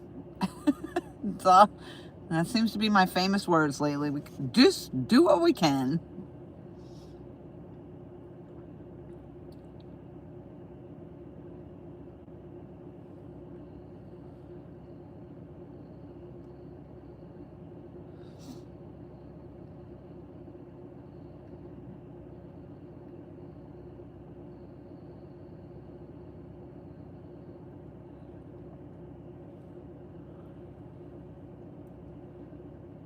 So I think he was going to put some bluegill on this time.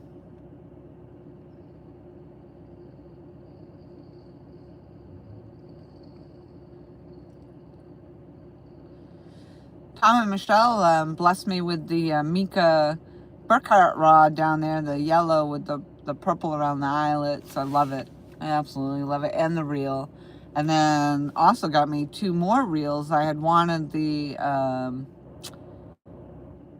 I think they were called the Midnight, and Mad Cat's Midnight reels, the left-handed reels. And they were out of them for a long time. And Tom kept checking on them, and they finally came in. So Tom and Michelle got me those. So I got 2 more reels that I can put on. I have a couple more rods up at the house that I didn't have reels for.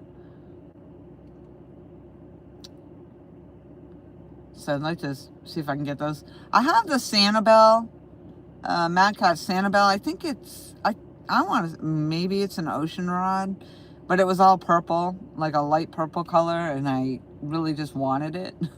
But it probably won't show up as well out here. But that's what I wanted one of those reels for.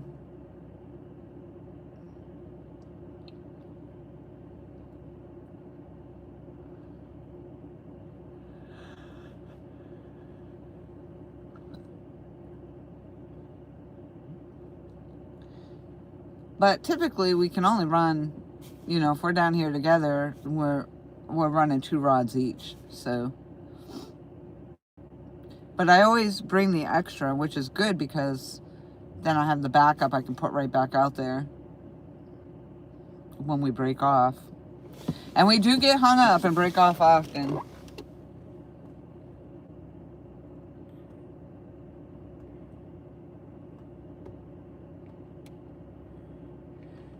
Right, Randy? Yeah. Especially in the kayak with the in the jet skis. And they do that here. It's like they come by, but it's always out in front of the dock that they gotta do their spin around, spin around, spin around. And like of all the places that you could do that, it's always ends up being right here in front of the dock while we're fishing.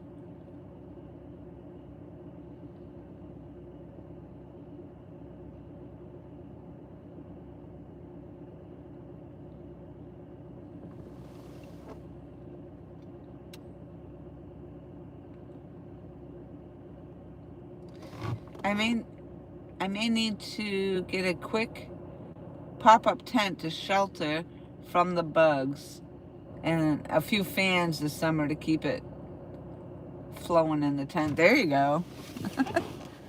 That's a good idea.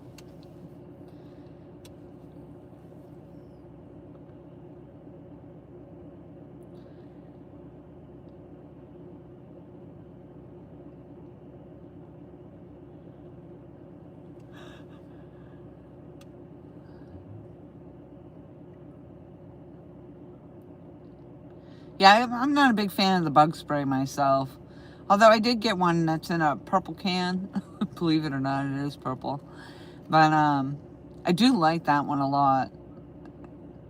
But I tend to hold off on trying to spray myself down with bug spray, so I get eaten up quite a bit.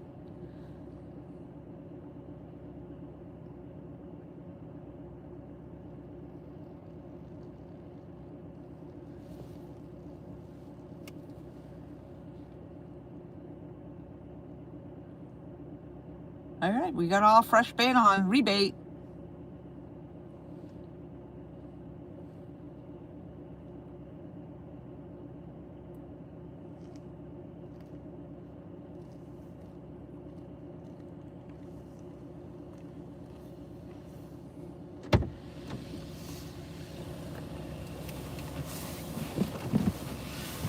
What did I miss? So much.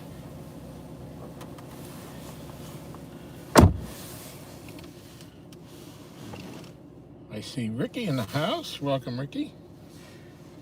XM Vibes. A couple of shots of gin will keep the bugs away. Nice.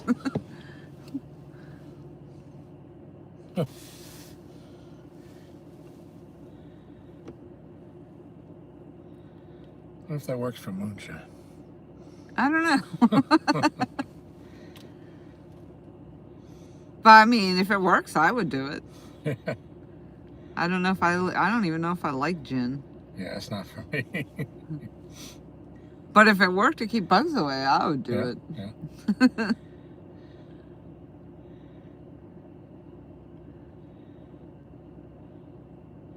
I think this cold is keeping the bugs away tonight. Yeah, it is. It's pretty chilly. Pretty chilly.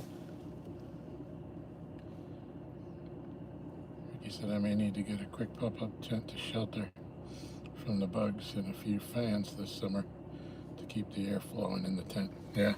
Yeah, I know, Randy. I'm not a big fan of the spray either, but I've heard other people use those thermocells, and it seemed like there was mixed opinions on them. So I don't. I think Tom, you use a thermocell actually, don't you? I have one that I think it works pretty good. Yeah. And I'm a mosquito magnet. It's like when we would sit Because out. you do use yours. I remember you using Yeah. yours quite a bit. Yep. And I found the box with the spare cartridges in it when I was cleaning out that back room. So I have some fresh ones to put in. It's in the thing. The thermothal itself is in the Jeep. So, what kind of area does it cover as far as keeping? I think it says 10 to 15 feet circumference. Oh, really? Yeah.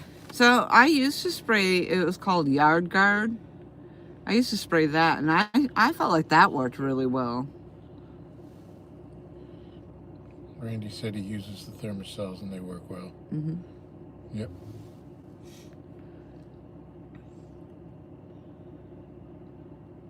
Huh. Maybe I'll have to get one as well. Or you could just sit near mine. If I have to sit next to you? Yeah. If you want my thermocell, you do.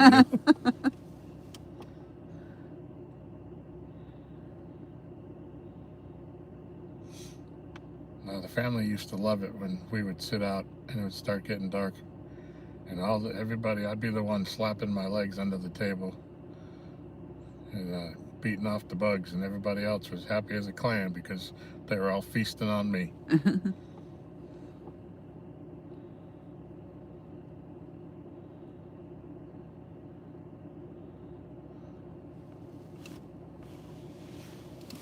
I saw that big orange or big green pop up there.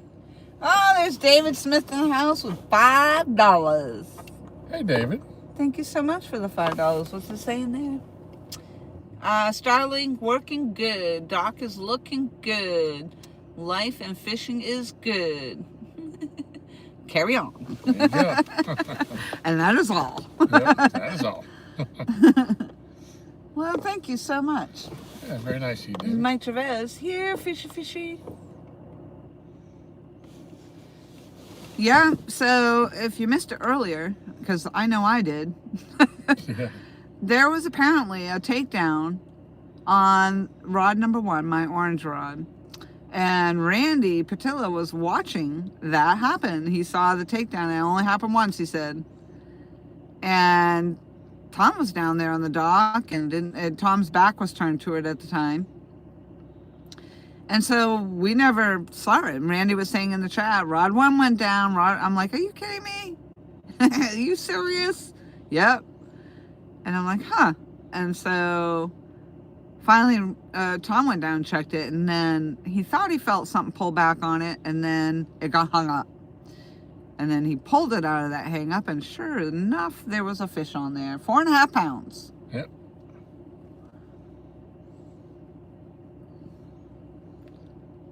So, we did not get skunked. That's right.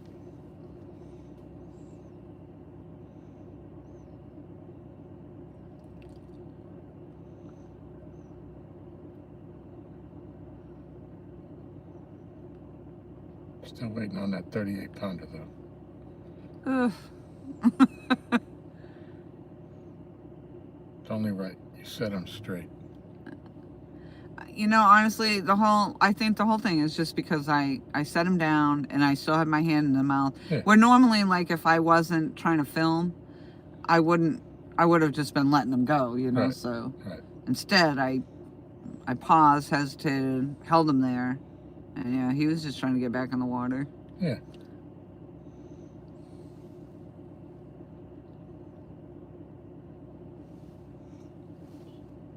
That's what Mike said. Boom. Oh, I'm not plugged in? I'm not plugged in.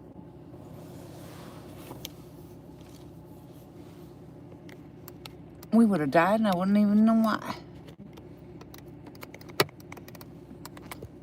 Plug it in, plug it in. Sorry for the shake up. Wake up! There you go. Now it's on this one. It's about 15 seconds behind. Yeah. So if you weren't dizzy enough, here, watch it again. Well, maybe the little movement will get people, you know, paying attention. Yeah.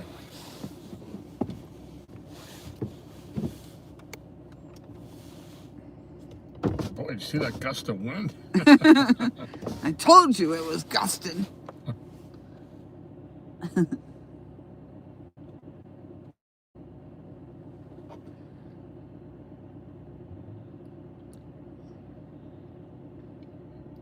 It reminds me of the song, I think I told you this, System of a Down. I always thought it said, wake up! Why'd you put the kids up on the table? Because you wanted to. But it's not, why'd you put the kids up on the table?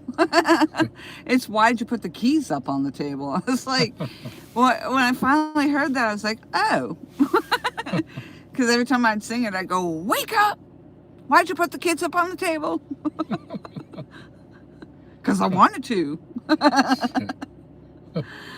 He's like, oh my Lord. So many songs that, you know, you misinterpret, you know, what they're saying. Yep. And I still think it's wrecked up like a douche. I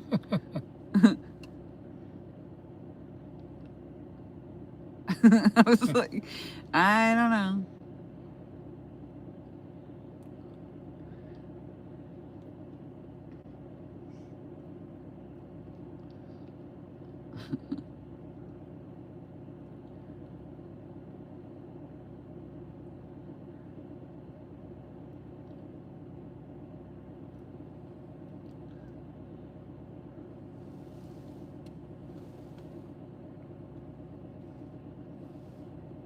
Want to read that out loud, Tom?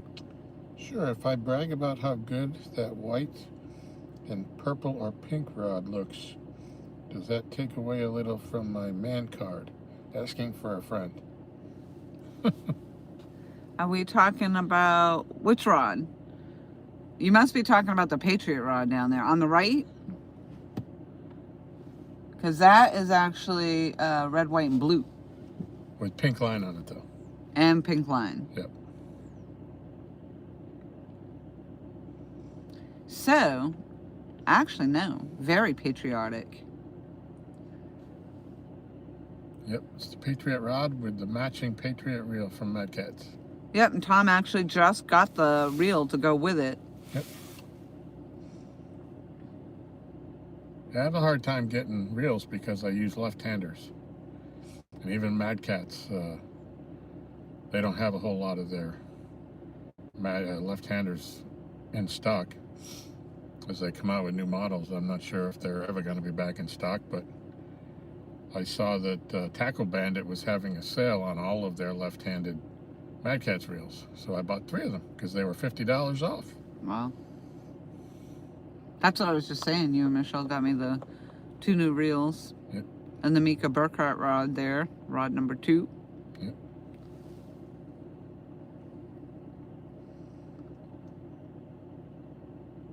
It says it really looks good. Nice. Yeah, it stands out.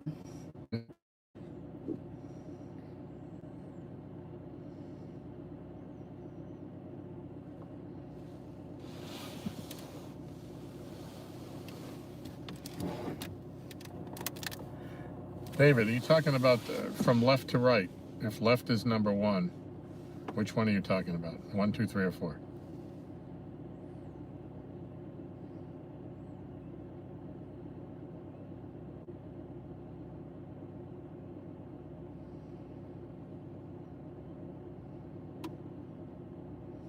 On the right.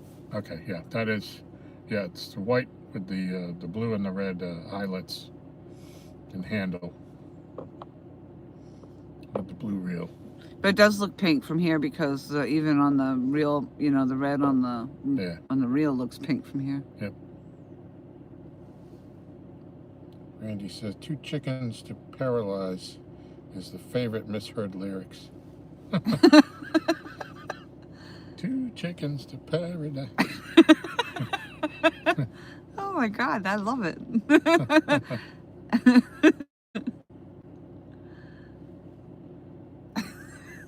Well, the number 1 all-time one will always be the Jimi Hendrix. Excuse me while I kiss this guy. Yeah.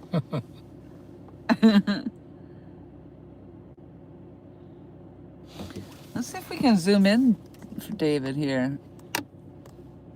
I don't know if it'll get any better or worse.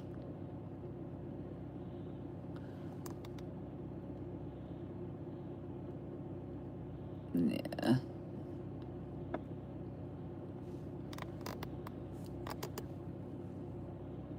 Even when you zoom in, you can't get that much of it anyway. Anyway. Anywho.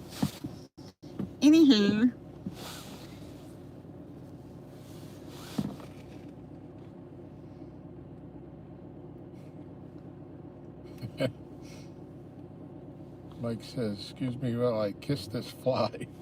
Well, kiss the fly. Kiss this fly, yep. There used to be a commercial on the TV.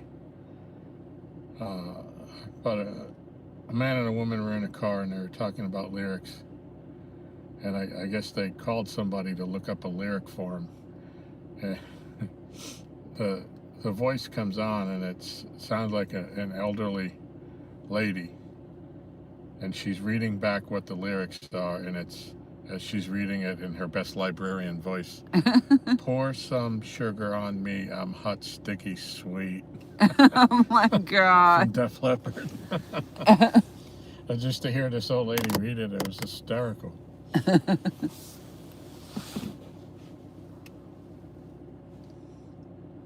Your laughter was shaking up the car. I'm sorry, I'll try not to laugh anymore. Yeah, big belly laughs. I'm trying to remember some of the other stuff. Other ones. Oh, well, just like I always said, the one-winged dove. Yeah, the white-winged dove. Yeah, every time I'd say one-winged dove. Just like a one-winged dove. If you think about that for a second, not sure Stevie would be singing about a dove with one wing. Yeah. Poor dove. Yeah. For years, that's what I thought it was.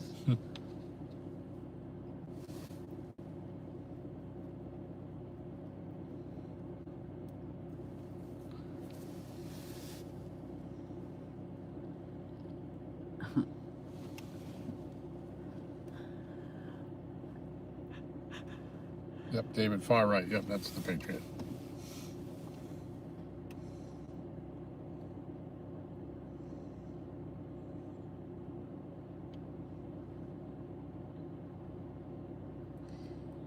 You know, last time we had it out, well, I've had it out, but not on a live, but on the previous live, I had brought that out to commemorate Patriot James. And within as soon as we put the rods out, Laurie had mentioned that that's what it was. We got a fish in exactly 5 minutes from the beginning of the live stream. Yeah, that's not after it was after you got the fish, and I said, oh, let me just take a minute to show this rod off. And then Tom had the matching Mad Catch Patriot shirt as well. Yep. So yeah. So actually, if you really want to see the rod and stuff, you can just scroll back through the last live stream. Yep. Tom put the timestamps in the comments, so I think it was the first fish. So Yeah.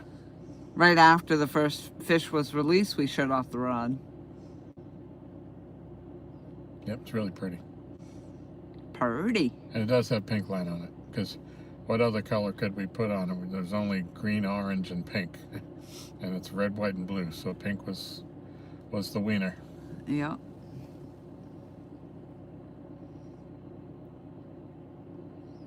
Hey, Missy. Missy Kennedy's in the house. Oh, hey, Missy. So what's up, peeps? Tom and Laurie, howdy.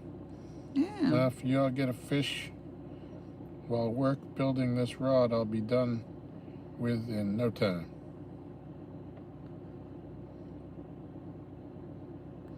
Nice to see some of the old names popping in tonight. Yeah.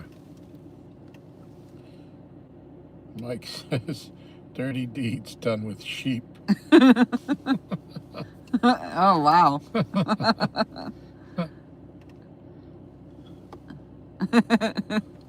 Keep them coming. Keep them coming. Yep.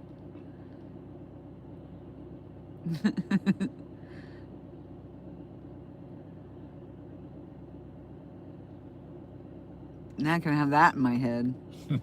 Dirty deeds done with sheep.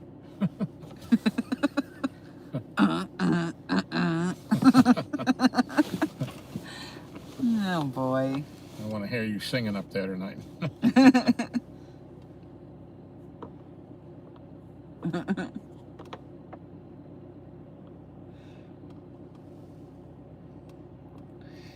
It's good to see you, Missy. How have you been?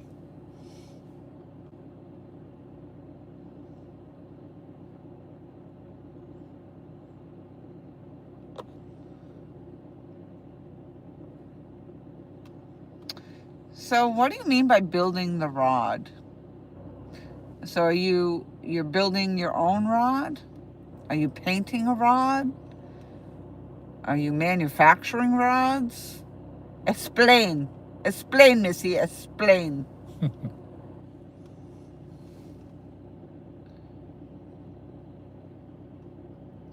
Good, and you're yeah, we're doing. I'm doing all right. I can only speak for myself, but things are going well. Living the dream here at Lake Gaston. If we could just get Mother Nature to cooperate with us, it would be a little better. So Mike's comment. You mean it? You mean it's not? That's not the words.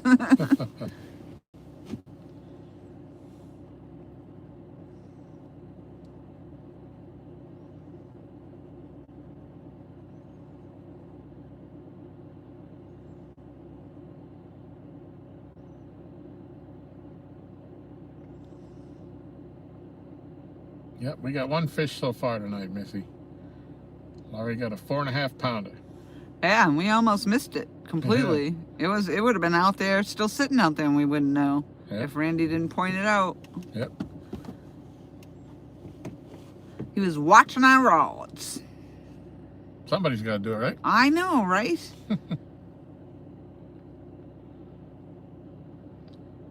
So we got bluegill out here now. We had crappie on earlier, or crappie, however you choose to say it.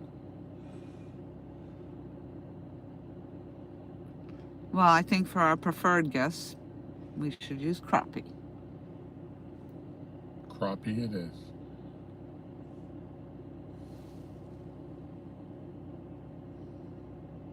Missy says she's building it from the blank up. That's awesome. Is that like a blank, from the blank up, like bleep? No. Like from the bleep up? From the rod blank. I get it. I know. I knew that. Bleep. I'm building it from the bleep up. So what colors are you painting this rod? And then that means you're putting the eyes and everything on it too? Mike. You're wrapping it? Mike's got another one. Huh? Mike's got another one. We built this city on sausage rolls.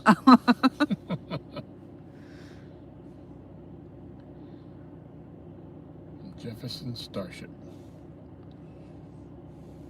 What's the words? We built the city on what? Original? Rock and roll. On rock and roll. Sausage rolls. Gotcha. That's an old song. I couldn't even remember it. Yeah, it goes back to the 80s.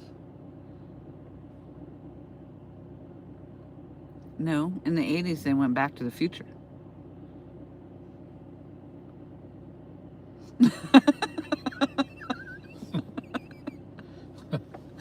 Oh, that was okay. good.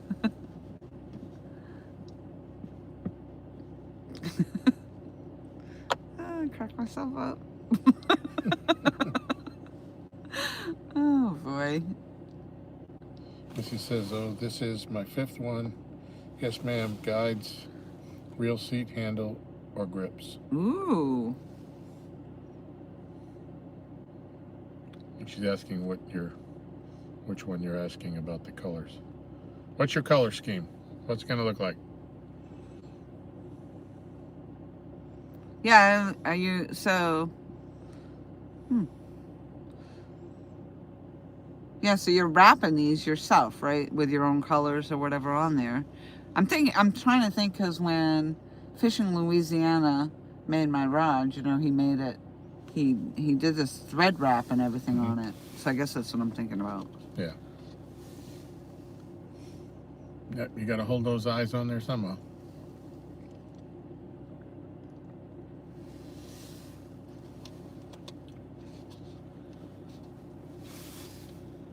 Is this a new hobby, Missy? Or, I mean, it's the 5th one you've done, so. Are you selling these? I got so many questions now, girly. Are there pictures? Are these on Facebook? Do I have you on Facebook? Do you even have a Facebook? I don't know. I just have so many questions. Are you doing video tutorials on this?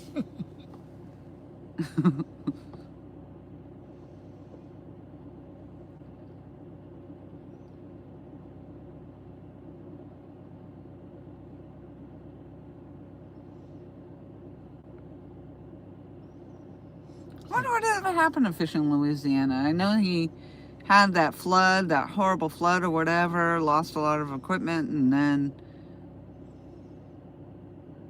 he just phased out. Yeah, I don't know if he ever came back. Yeah, you know, I've only been in the community like 5 years, and there's been such turnover. Mm-hmm. People that you thought were stalwarts just up and gone. Yep.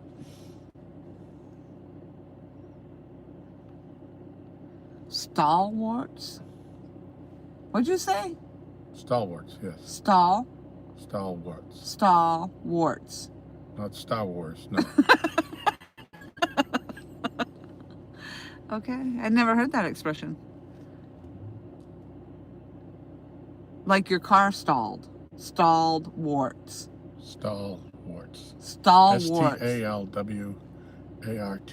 Jesus, you and Michelle with these fancy words lately.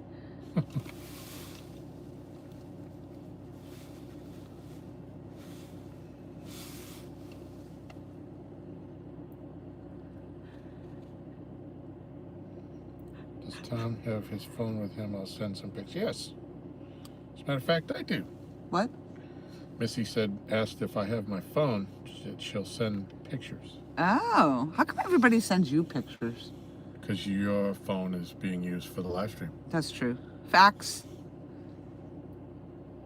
Plus you...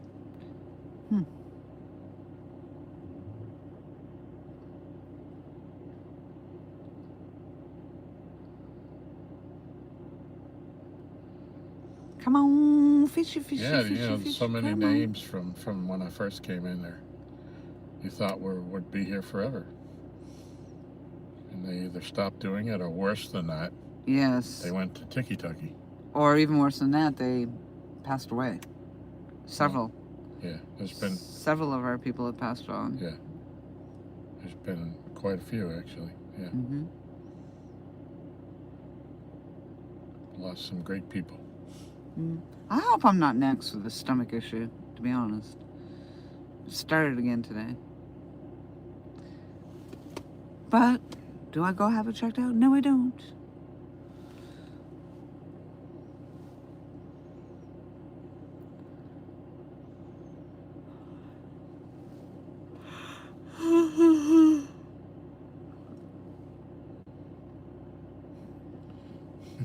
David says, because we only have Tom and Michelle's phone number. Oh. Are you guys actually, do they actually text you? How did everybody how did everybody get your phone number anyway? Did you just do like a 1-800 freaking video or something? Hey, everybody, text my number? I was catfishing. Yeah. 1-800 catfish me. You must have been, like, Yeah. you know. We talk to David all the time. Yeah. Yeah. Especially when the weather gets nasty down his way, we always call and check in on him. And the tornadoes, the sharknadoes. Yeah, but how did that come about? You just said one day, hey, shoot me your number, I'll call you and check in on you? I think it started when we were trying to find out solutions for better reception down here. Oh, Yeah. David, we found it. Yeah. Yep. Starlink. Randy, 1-800 Venefish. Okay, I sent him. All right, Missy, I'll pull him up. Now, see, Randy can't use that excuse because he has my number. However, you are 100% correct that I am using my phone. I am, so even if you text me, I'm not checking those messages because I'm actually live streaming. Although I can check them on the iPad, which I am also using to read chat. I'm feeling very left out right now, okay? Jeez, nothing like being unpopular. Although I did get 30 thumbs up. Woohoo! There you go. Thank you all. Thank you for that. So just to show you how long it's been, the last communication with Missy was from July 1st of 2023. Wow. And look at that flathead she got. I know, I haven't seen her stuff in a long time. And then all the pictures from now are below that. Wow, that's a nice flatty. Yeah, I wish I could show that to you guys. Let's see if I can make it happen. Since we have nothing going on at the rods, let me back this out. Let me see how this works. Ooh, look at that. Yeah. That was Missy's flathead from a couple years ago. All right, you want to bring up the rods and we'll show that too.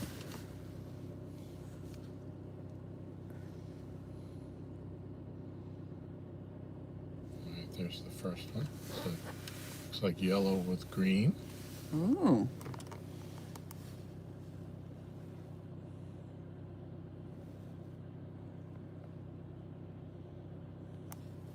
Very nice. Don't put them back yet. Okay. Well, I'm like a drunk driver over here on this thing. All right, hold on. We got another one to show. Looks like black with Ooh, look at orange. that. Looks fancy. With orange.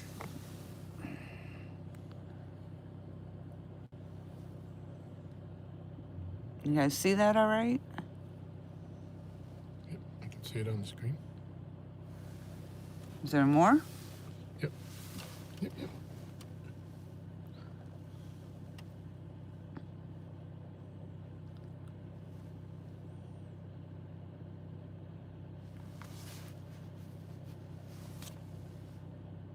That's pretty.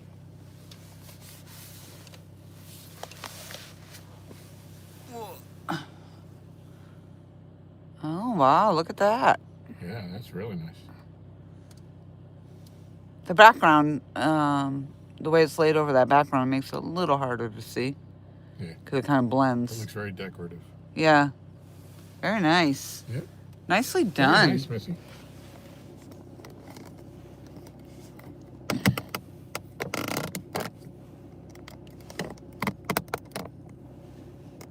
Zoop.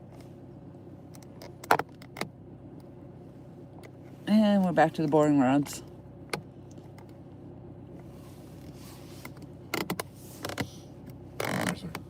There's a close-up of that pattern on that. Oh, yeah, wow. Nice That's sharp. very, yeah. Very nice. Yep. Well, I like the silver. Very nice. Yep. Nice job, Missy. Yeah, good job, Missy.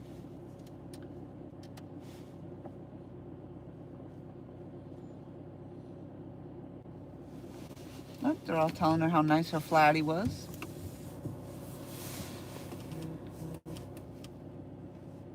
I heard you beep beep again.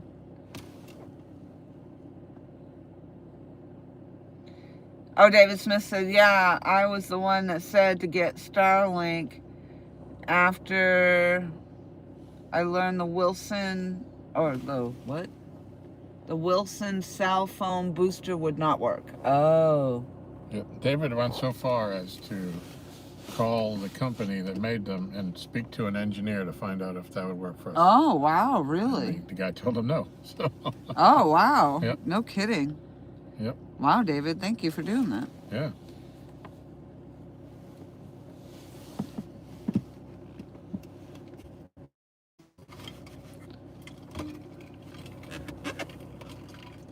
Yeah, actually, our neighbor over here had suggested a cell phone booster for us, for me, when we were talking about it. And then I kind of looked them up,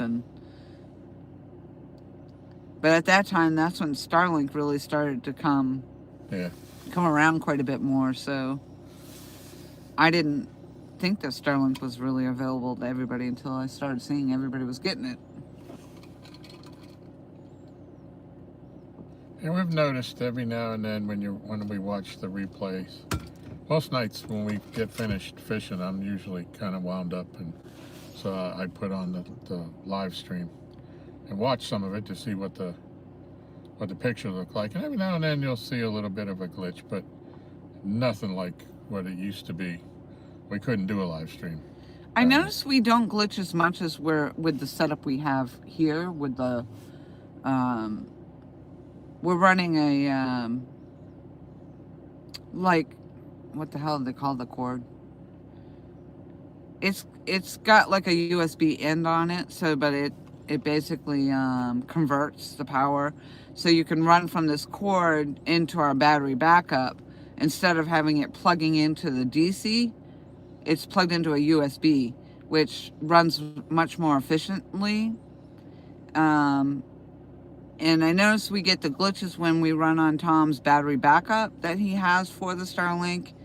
And then when we run directly through the car, we definitely had better service then than we did on the battery backup too. So it seems like to me it's only really on the battery backup,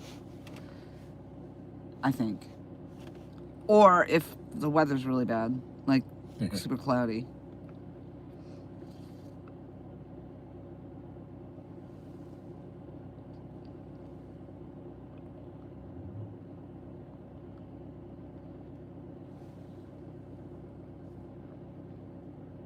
But it's nice to be able to go live again.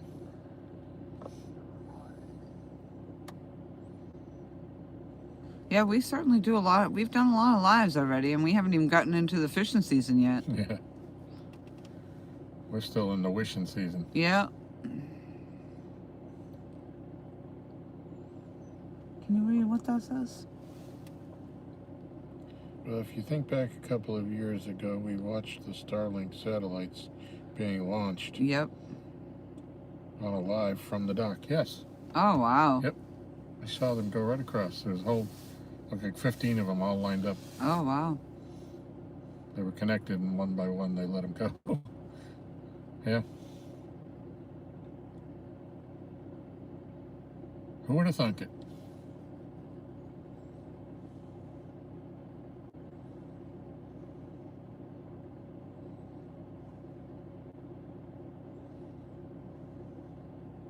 It's really kind of crazy to think what that man has accomplished. Yeah.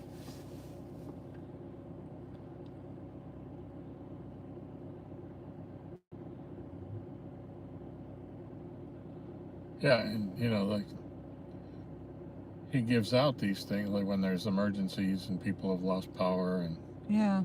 you know, he just gives them away. Here, you need power. Here you go.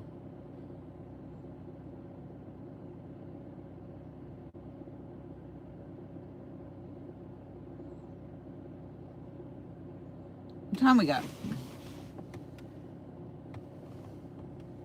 Does that say 9:50?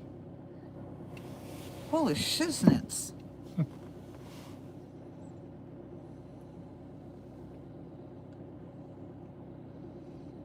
Amazing how time flies. No, you were using that technology. Yep. Yeah. It is amazing how time flies. Like, Tom reminded me this is 1 year since I broke my hand. It doesn't seem like it was that long ago. Yep.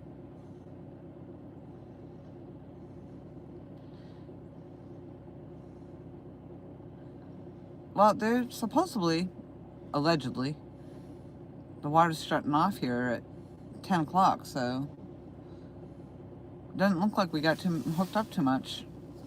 One fish, 4.5 pounds. Yep. Don't mean nothing though. We'll call that the We Randy still got fish. some time. Huh? So we still got some time. Mm-hmm. It did get down here pretty quick though. This time they looks like they had enough gates open. You think so? I thought it took like 45 minutes before I saw that water moving. It was rolling when I went down there to put the lights on. Rolling, rolling, rolling.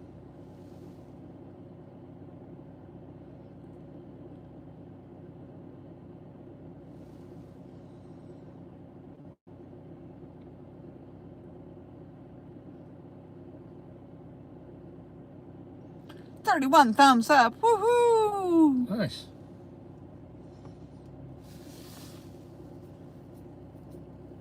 But, you know, like I said earlier, that the other night all the bites came after the water had turned off. I got 3 of them in like a half an hour. Wow. I was probably asleep.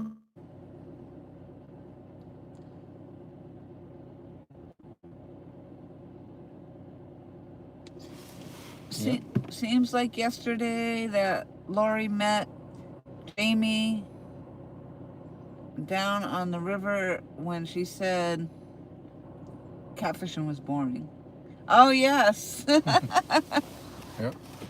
We were just talking about that, actually. Were you here when we mentioned that earlier? Yes, and Jamie on the river. We did that interview. Becca and I did an interview with Jamie on the river. Yep. That does seem like a very long time ago. Sampy's in the house. Welcome, Sampy. Sampy's back in the house because he Oh. was in the house earlier. Okay. Must have been while I was being a Joey. Mm-hmm. Yeah, it's funny too if you go back and look at, like, I had taken a screenshot, I think, of that thumbnail for that interview with Creo and Two Stands and the catfishing is boring, and it looks so, it looks old. It looks like the 80s or something. If I remember right, I mean, it kind of looks like the Brady Bunch setup.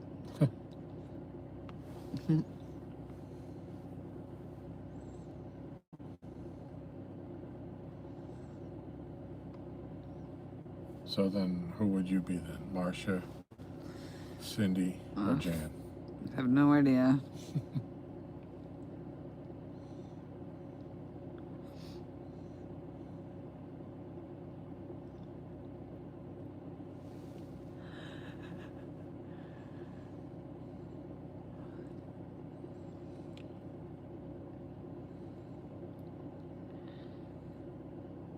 I used to have a real crush on the guy that played in the Partridge Family.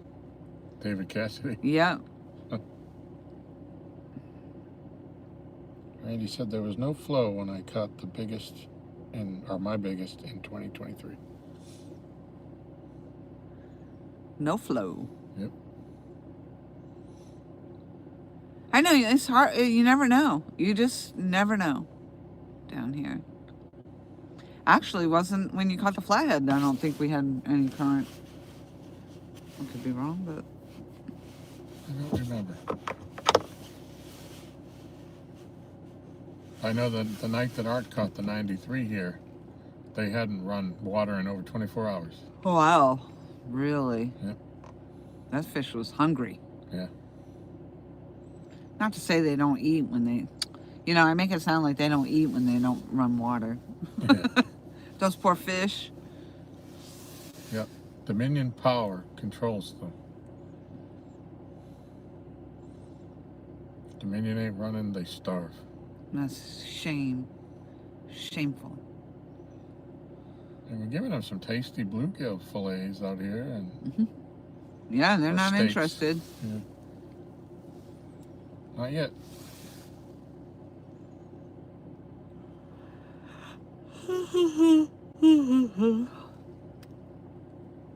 Well, we might have to put a timestamp on my on the Randy fish because that's the only one we got.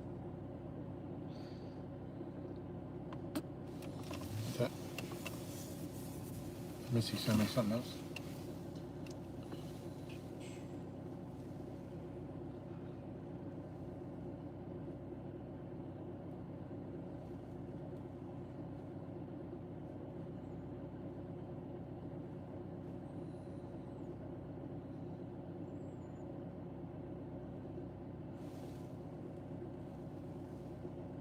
Did you send something else, Missy? I think I got them all. I don't see Well, I heard a anything beep. new. I told you I heard a beep again after you had set the phone down. David sent me. Hold on. Yeah, I don't see a new message from Missy. There was 15 of them attached to the first message. Right, so maybe it was just you missed the one in the attachments in the first message. So these have like a couple photos. You should, yeah. We did that one. Yeah, okay. Oh, there it goes. Oh, here it is. Just took a minute to pop in. There you go. What is it? Oh, it's a blue cat. It's a big blue. That's a nice blue. Yep. Did you catch that recently? Or is that an older photo? Nice job. Yeah.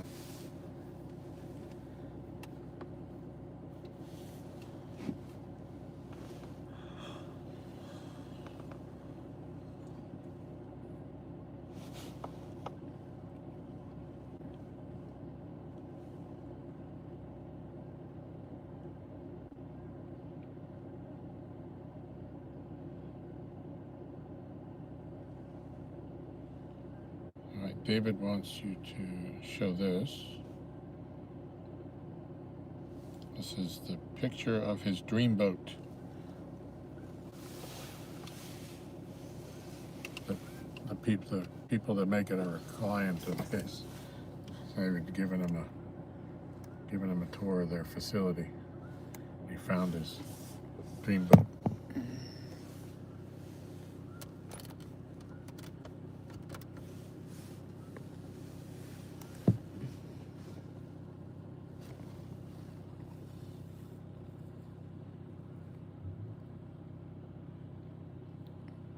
Can you see that? It looks a little blurry. Yeah, I can see it. It's in focus now. There you go. Nice. Here, hold that there, then I'll show Missy's. Okay, yep. Sorry, we're turning left. Hold on. Okay. It's gotta be that way.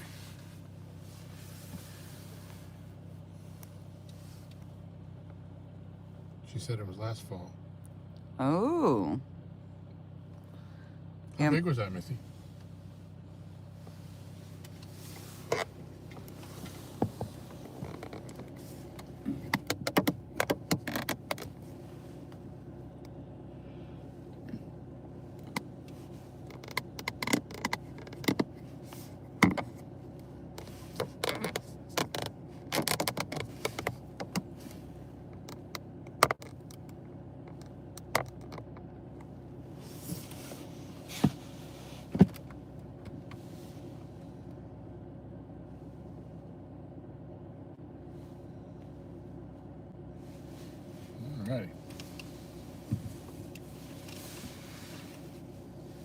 And anytime these rods want to get in the game, we'd be might happy about that.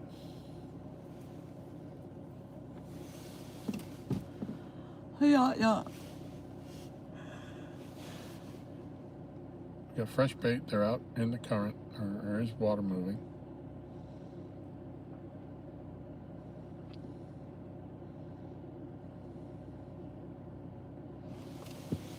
Although it is 10 o'clock.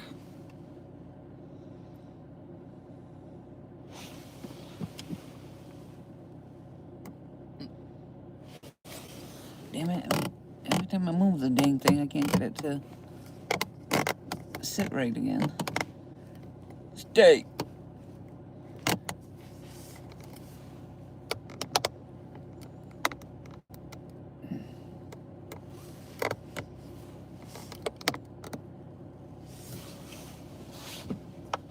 Bink.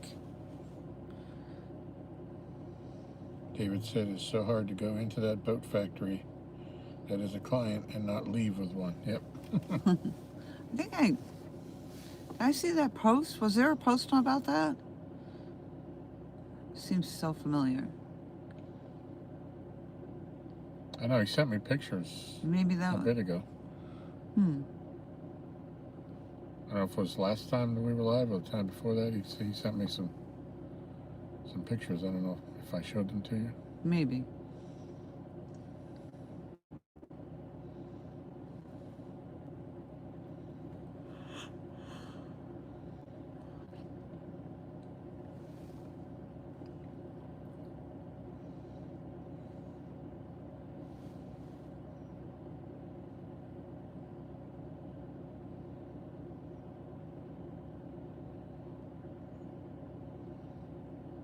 Randy asked the question, do you know where your kids are? What? Randy said, do you know where your kids are?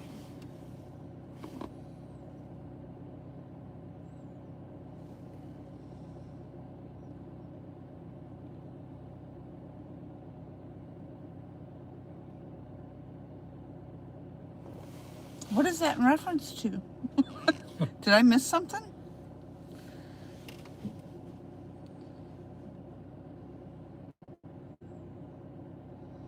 Missy said her fish was 69 pounds. 69 pounds. Holy smokes. That's a good one.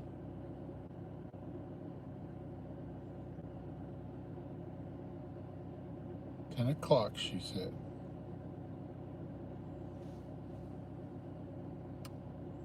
Oh. Do you remember? I remember that I had to be home when the street lights went out. Yeah, Or before the when street they lights went came out. on. One of them, yeah, that's Yeah. right. Yep. Right. When they come on, not when they go out. If you're getting home when they went out, you're in trouble. Do you know where your kids are? They're on the table. My kids are on the table. Wake up! Why'd you put the kids up on the table? Woo! There it is!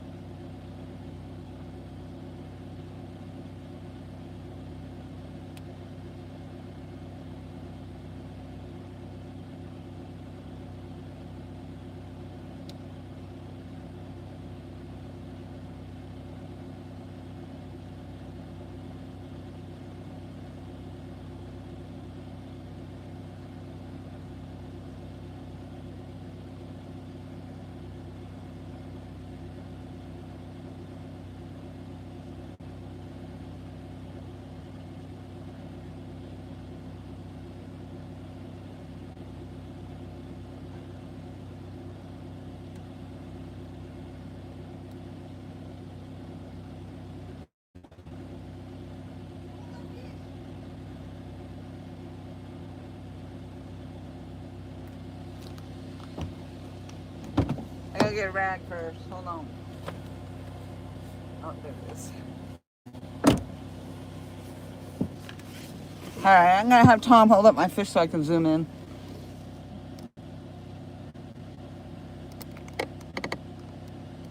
Hold them the other way.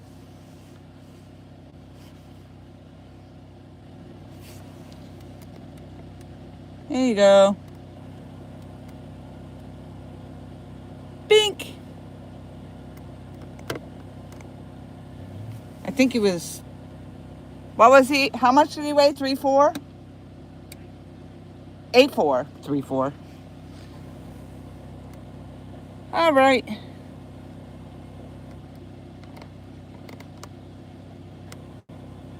I bet you I woke everybody up with that little scream, didn't I? Yeah.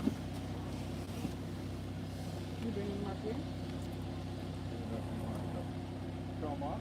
I let him go. No, that's fine. We're trying to camera.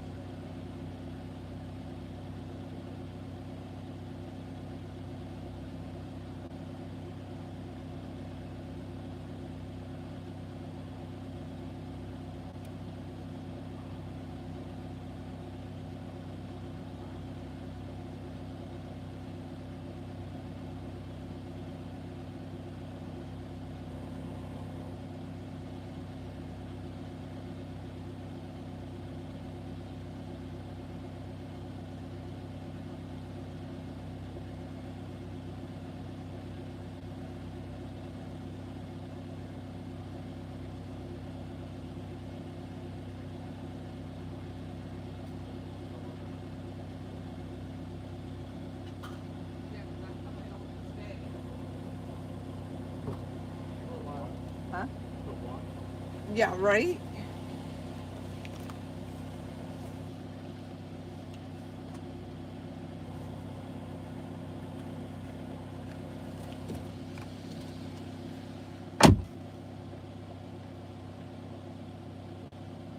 And because we still got to pick up all this mess too.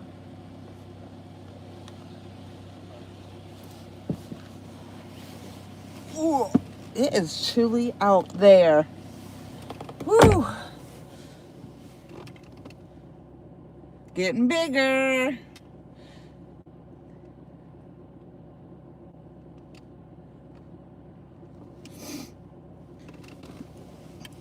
Yeah, I think you've heard us say before too, like if we get them and they're coming in this size, we usually don't see any bigger ones.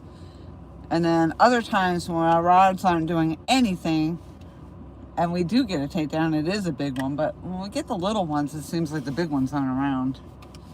But Tom was going to cut more bait, but I mean, they shut the water ended at 10. The current's going to stop moving. It's well past my bedtime as usual, so I don't think I'm going to be hanging out here too much longer. And we have all this gear to pick up. As usual. Pick up the heat. We got 33 thumbs up. I appreciate that. It was a nice chat with everybody tonight. Lots of new names and old names. Popped in to say their hellos. I appreciate all that.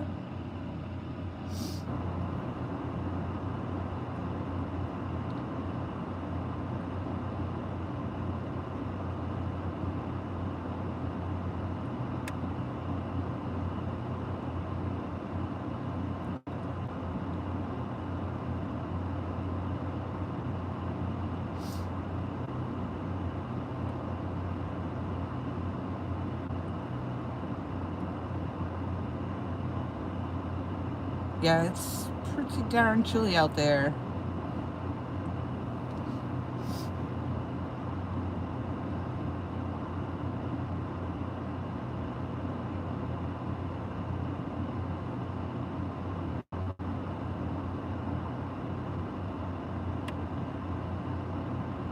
That water is so cold. Like, you hold that fish and you can just feel how cold that water is.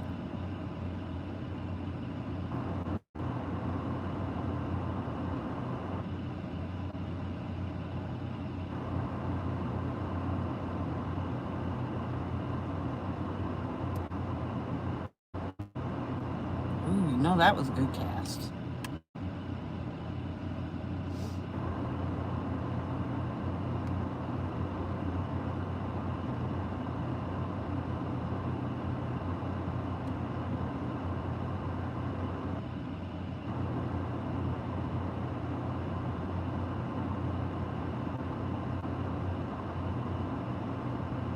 That was a mighty takedown for a little fish, I thought.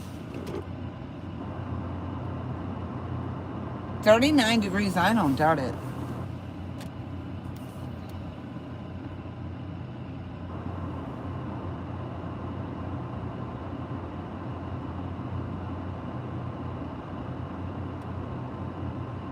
I think my car's messed up because it says it's 82 degrees outside. It's definitely not.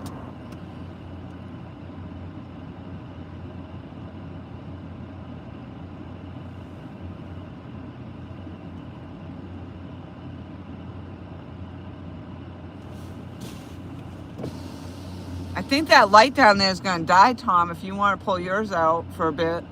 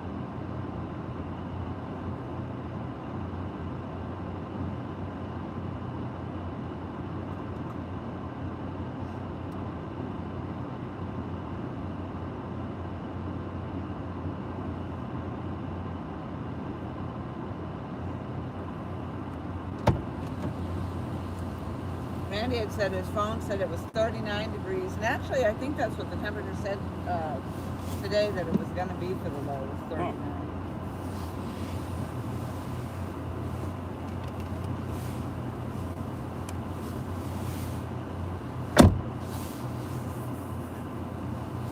Getting bigger, that's it.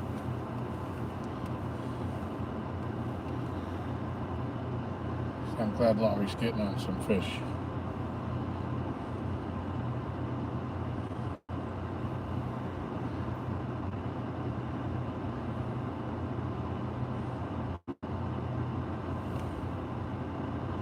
Yep. Our weather says it's 41. Sure don't feel like it when you're standing down the end of that dock though.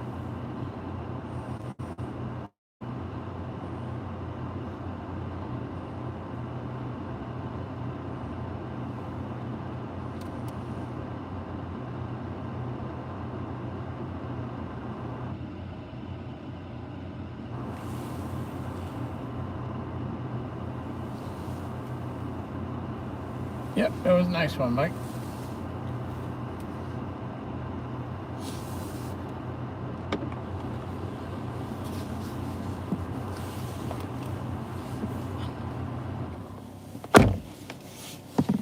Don't slam the door. I know, I tell you that all the time. Or don't leave the door open, and then I get out and I left the door open, so.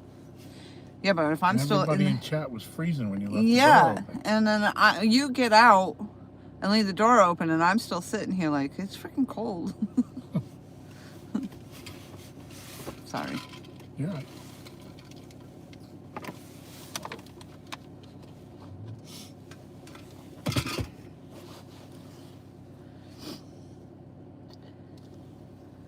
I'm almost on the empty on that water. I don't want to have to go fill it again, though. Well, the rods are still out to the left, so it hasn't turned around yet. So it probably was 10 o'clock. Which way are you hanging? To the left. Mm-hmm.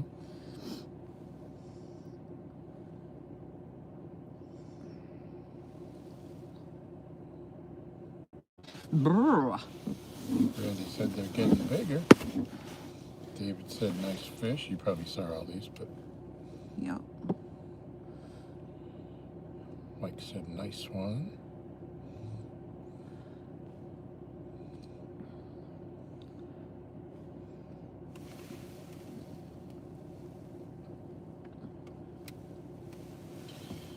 Randy said he'd like for you to catch a flathead, Yes. like the one we caught a week ago. I don't know. That one was aggressive. He tried to eat Tom. I'm a little nervous about that now.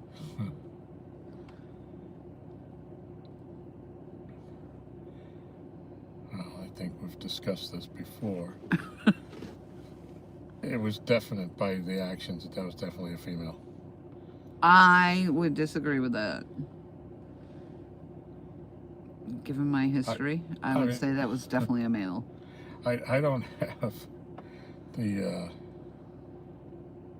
experience, I guess, to say, but just from my experience, I've never had a fish try to go up my arm. Usually they're trying to turn sideways to get away from you, and this thing was lunging at me and trying to put my whole hand in his mouth. I said, that was odd. Did you have the bait in your hand still? Maybe that's why. He's No. like, I'm getting that bait. No.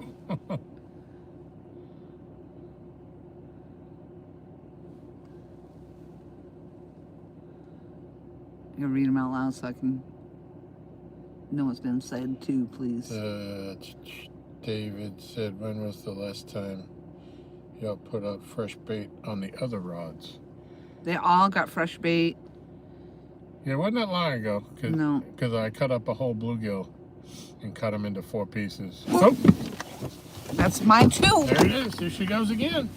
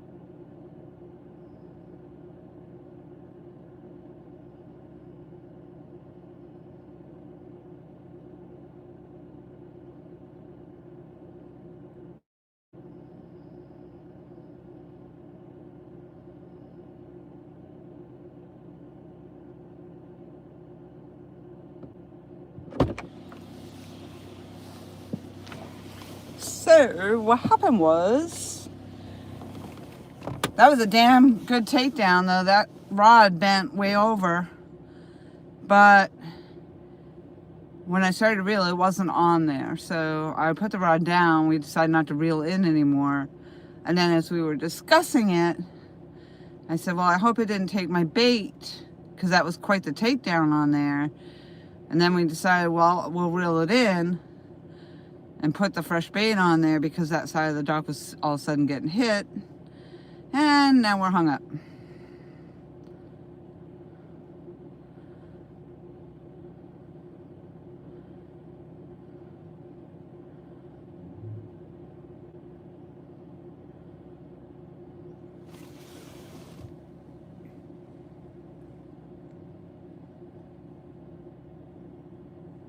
Dragonfire, how are you?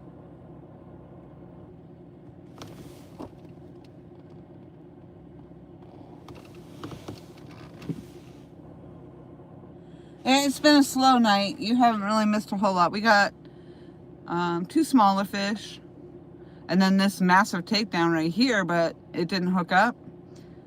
And good thing actually we kind of checked it, because now we found out it was hung up after that big takedown.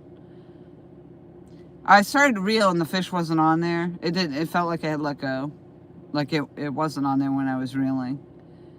But it was quite the takedown. And those Mad Catz rods, you know, they don't bend that easily. But it was snagged up, and I don't know if he broke off or not.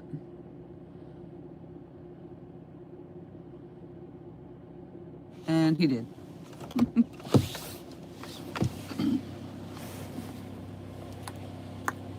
That sucks. Should I throw another one?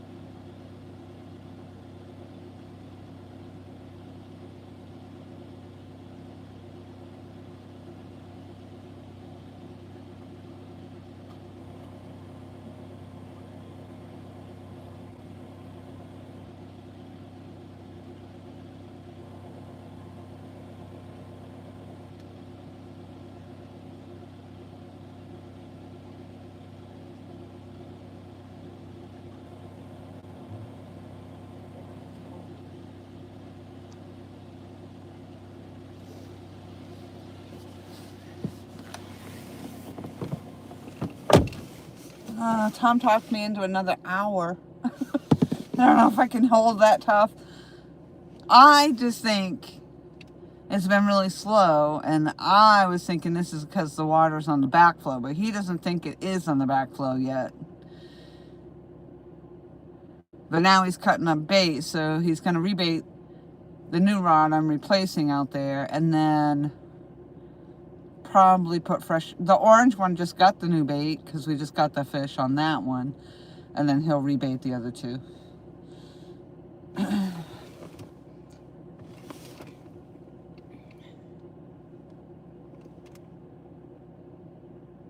That was a sweet takedown, yeah.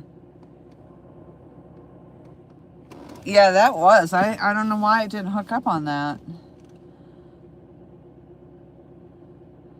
And then just a couple reels and then I was hung.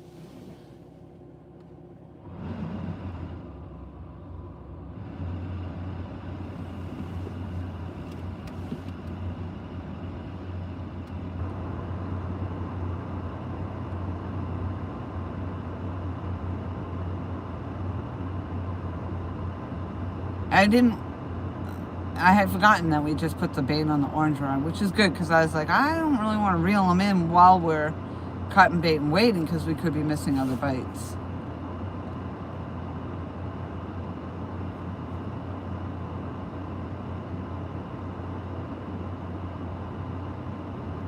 But yeah, that was a heck of a, I mean, it started to go and then it went bent about halfway over. Could have been that flatty, Randy. Could have been the flatty.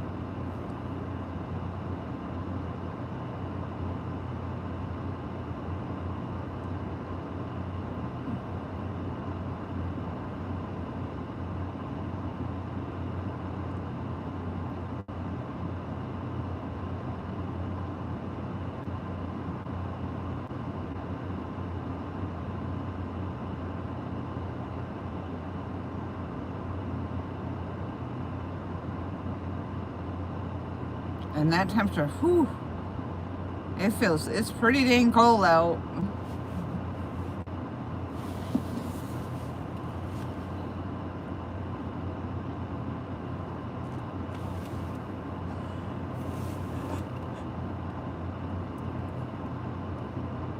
You think they do that, Randy? You think they'll come back around? I mean, it's possible, right? There's bait there. They might come back around.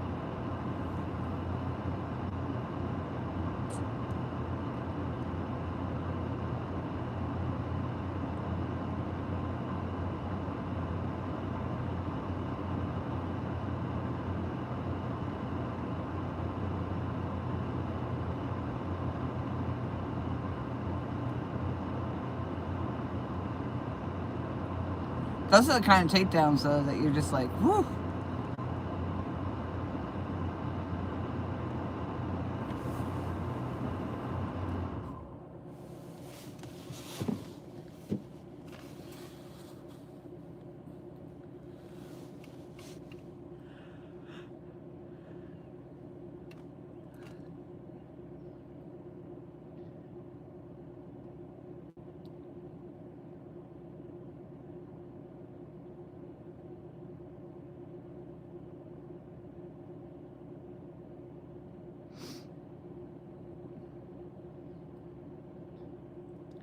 I don't know, hopefully in another week or two, I don't know when the bite actually picks back up, but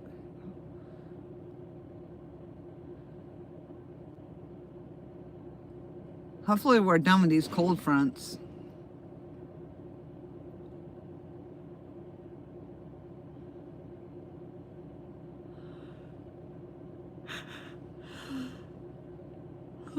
Excuse me.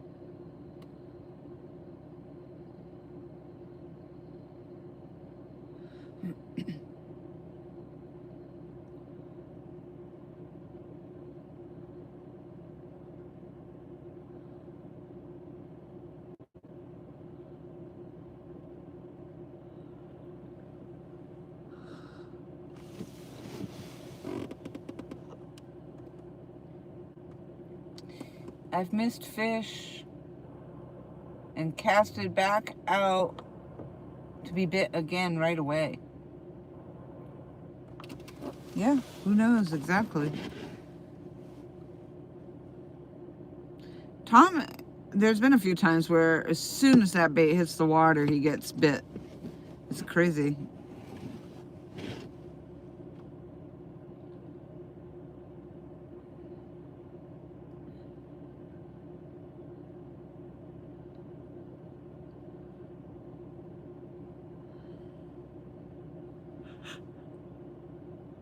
It's nice to have my rods finally going down because the last 3 weeks, it's been all Tom.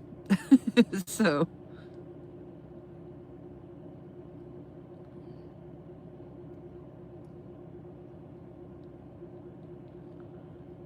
I don't know why he reeled that one back in. Maybe it just felt like he needed to replace it.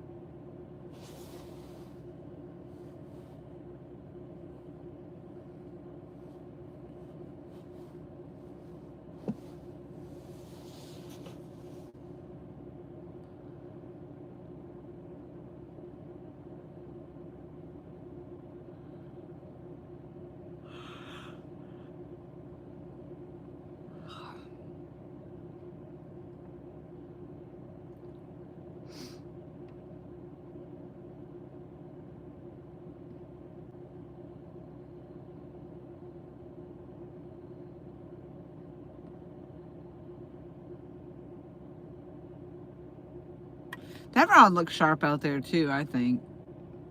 It's a smash rod.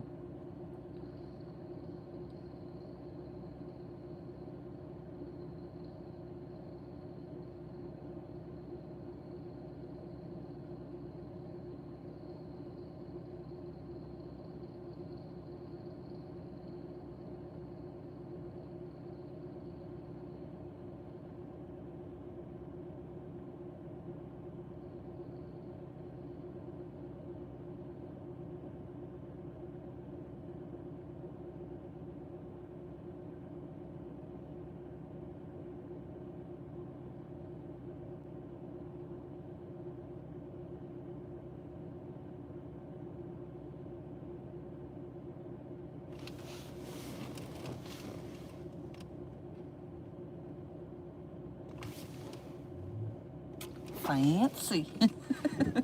Yes, it is. I like it's like the colors that are around the guides there, the eyelets and whatnot, seem to really pop.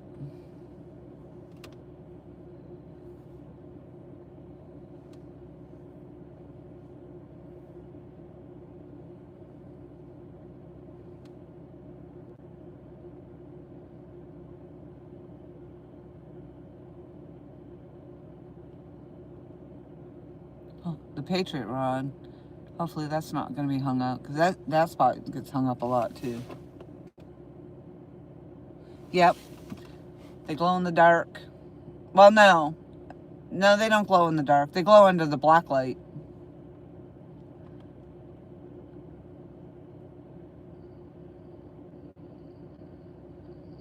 That'd be cool if they were glowing in the dark, though.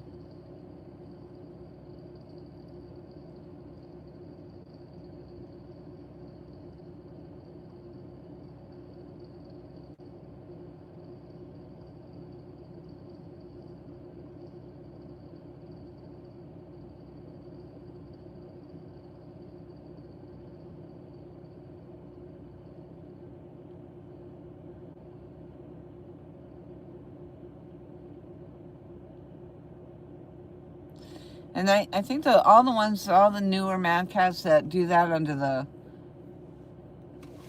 the black light, where they glow under the black light, they show up really good under the regular lights. They just really pop. Whereas the older Mad Cats didn't have that kind of paint scheme on them, so they're not quite as vibrant even under the light.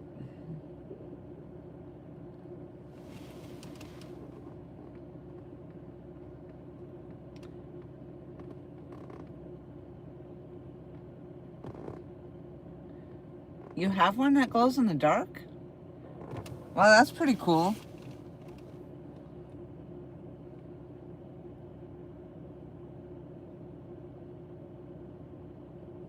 Man, I can't believe that was a massive freaking takedown. I can't believe it didn't hook up on there. Discouraging.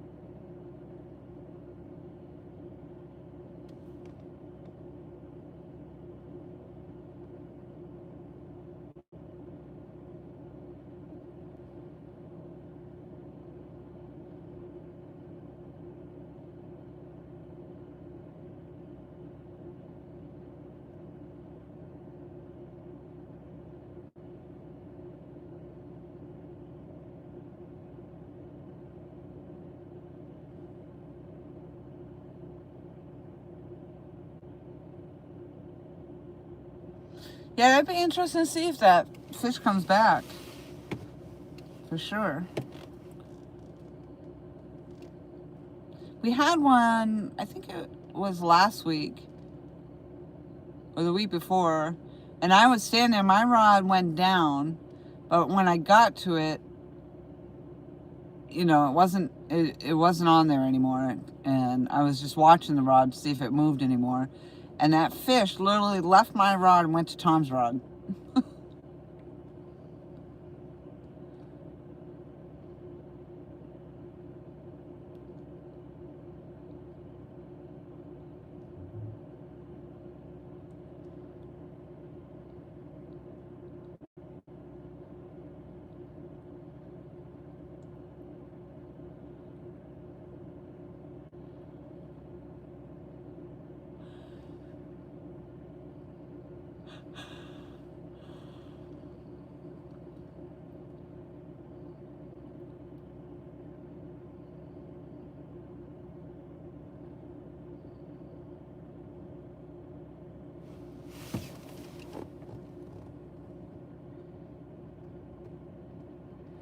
You got it from Carolina Bait and Tackle on Highway 39.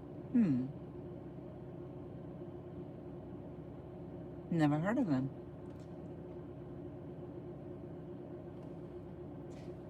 We had 37 thumbs up. Woohoo! Thank you all for the thumbs up. I appreciate that. 37 thumbs up, Tom. Oh, wow. Randy was saying, because he was asking about the rod if it glows in the dark. And I'm like, yeah, no. Under a black light. And then he said he has one.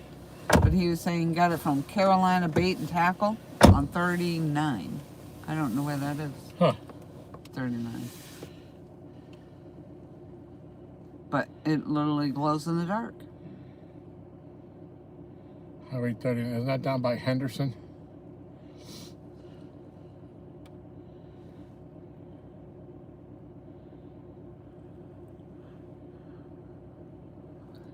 Yeah, most of the older Mad Cats don't glow. The line glows. Yeah, and that's what I was saying. All the ones that do glow under the black light show up really good under the regular lights, you know. Yeah. Satellite Point, yeah, down by Henderson, yep.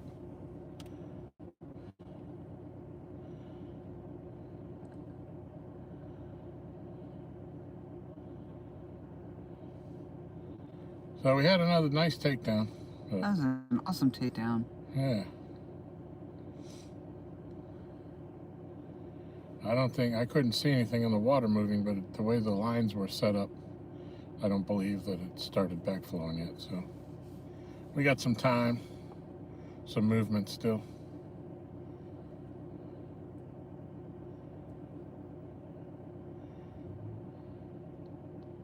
Yep, Randy was saying maybe it'll swim back around. Yeah. Give it a fresh pita bait.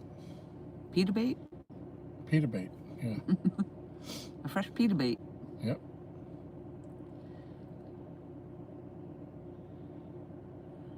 So why did you end up reeling in the orange rod? Because I cut the bluegill into 4 pieces. And I figured I had 4 nice pieces, and the piece that I put on there, because I didn't think we were going to cut up anymore. Oh yeah, was the baggie. Was the baggie, yeah. It was the belly strip,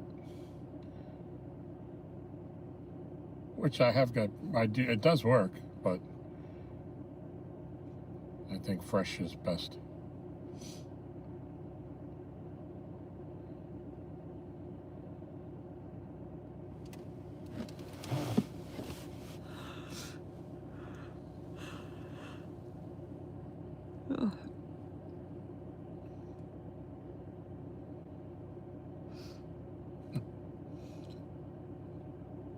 Mike says, had to get my weekly shower. I'm back.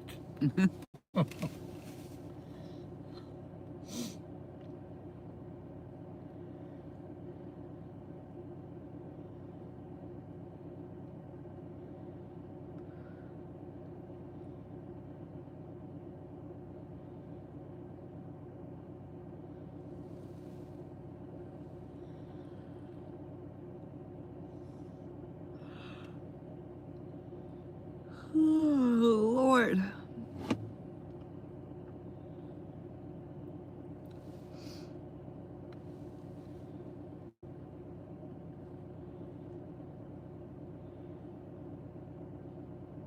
It would be nice to get a nice big one.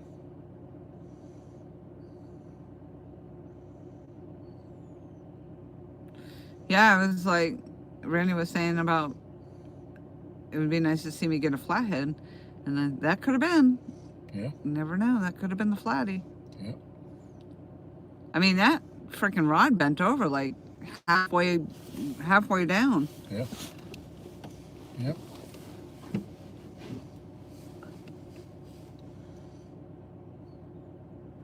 I think it was the lake record. Probably was. I kind of hope I get a good clip of it. Yeah. That takedown. I don't know where I'll use it, but.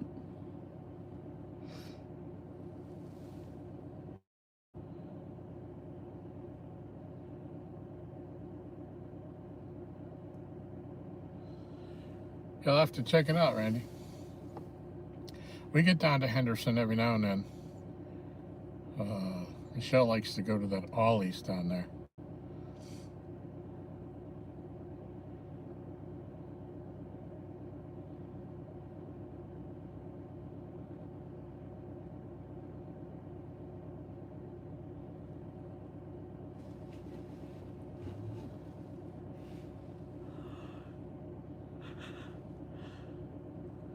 I'm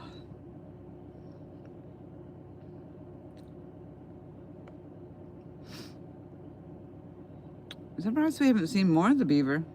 Yeah. It's too cold for him. Mm-hmm, probably. He sent his fur coat out to be cleaned, and then this cold weather came back. Mm-hmm. I imagine it's probably pretty cozy in their dens. I've seen those little camera shots that they do inside those.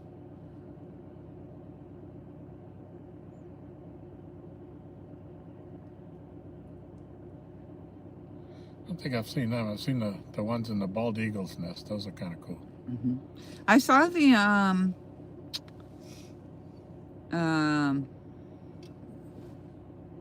it. Give me a second. My brain's on nap mode here. What the heck? The birds on the bridge in Clarksville? Yeah, yep. What are they called? I think they're ospreys. Osprey. I kept wanting to say peregrine falcon. Yeah, the ospreys were out there the other day in the nest. Huh. There was like 2 of them up there when I went grocery shopping. Yeah. And had to cross over the bridge. Yeah.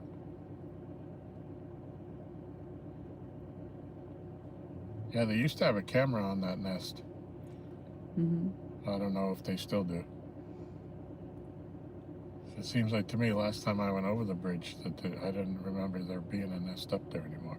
Yep, it's still there. Huh. And the birds were in it. All right, good.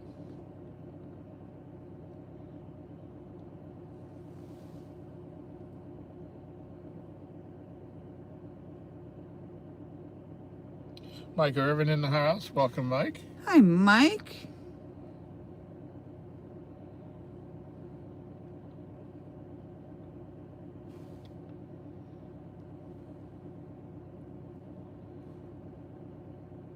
We just got rebaited, all fresh bait, because we had a massive takedown. We didn't hook up, but it was a massive takedown. And then just decided that we would just rebait them all and sit it out a little while longer.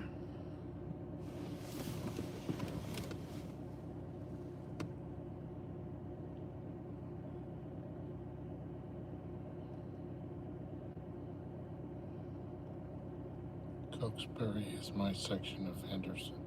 I'm not sure where that is. We pretty much stay to the main roads.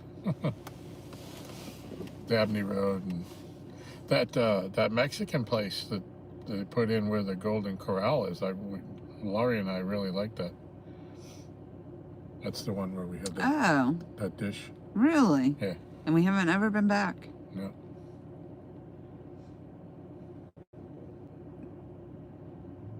Yeah, I can't think of the name of the dish, but I tried it and it was really good. Laurie got the same thing. She really liked it too. Yeah, because there was a picture of it on the menu, and that's why we got it. Yeah. Yeah. That's all I remember about it, to be honest. Yeah. I'm like, oh, that looks good. Let's get that. You could pick it out of a lineup, but I couldn't tell you what they call it.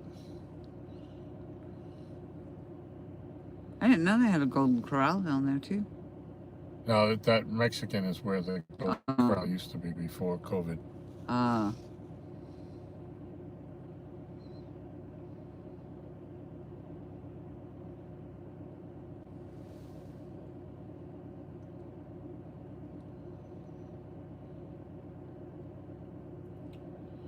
So not too far from Middleburg. Okay.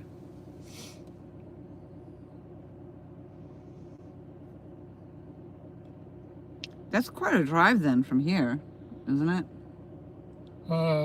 It's like 25 miles to get to Henderson from here to where we go.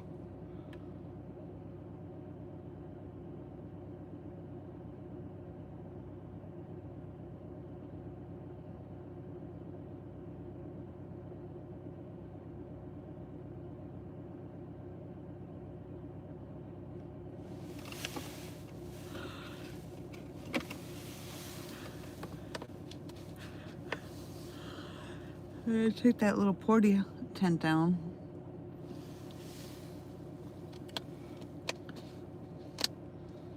We got a lot of cleanup. Yeah, we do.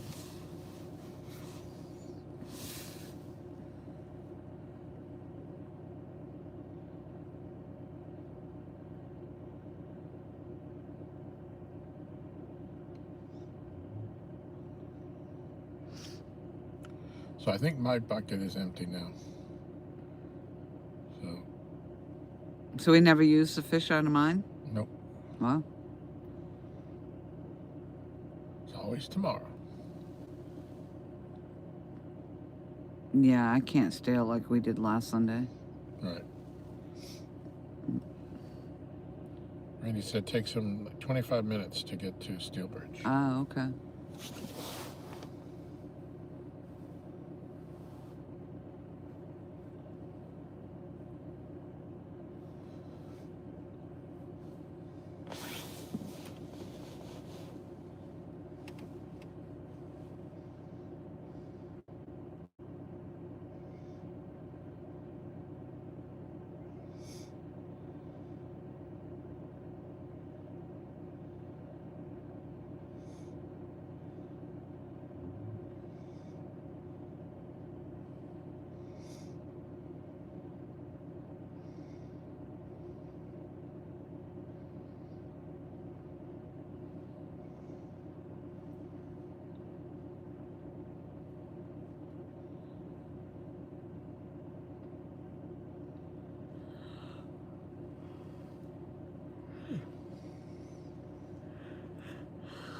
Yeah.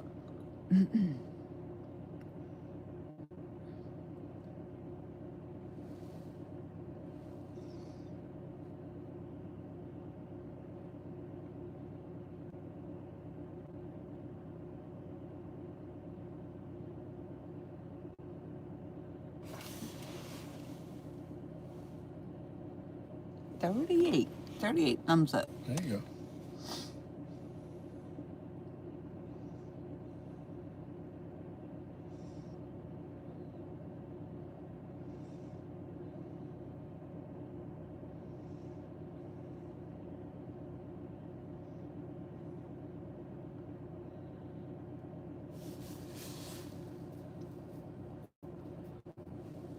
Well, I know you got one good takedown left in you out there.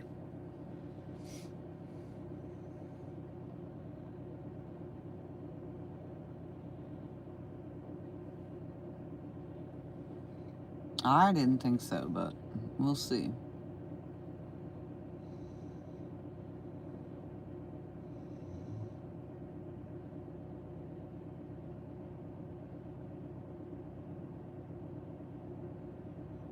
Could be big fish time now. Yep.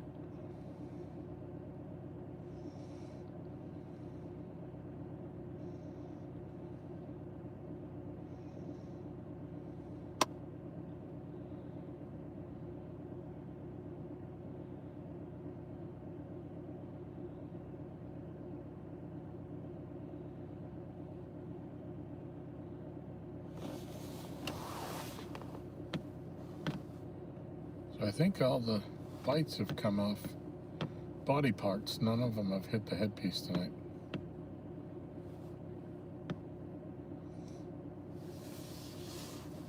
That just sounds morbid.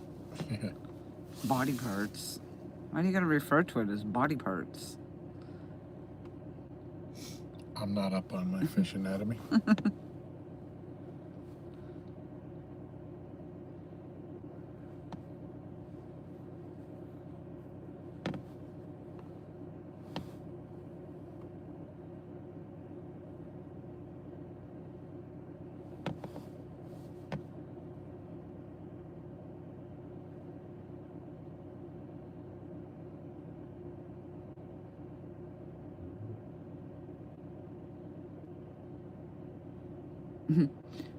The first rod on the left and the first rod on the right both have the bright tip light. Yeah.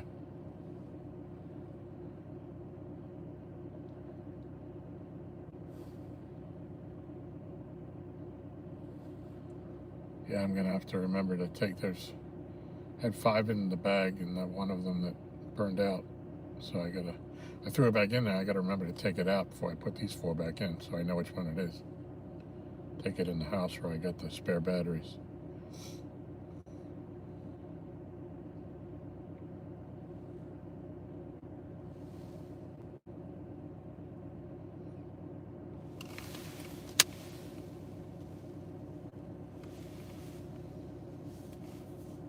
Fish sections.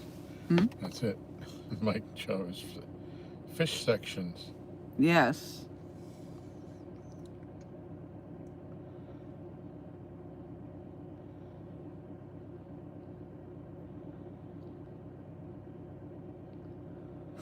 Body parts. What are you guys using for bait? Body parts? Mm-hmm.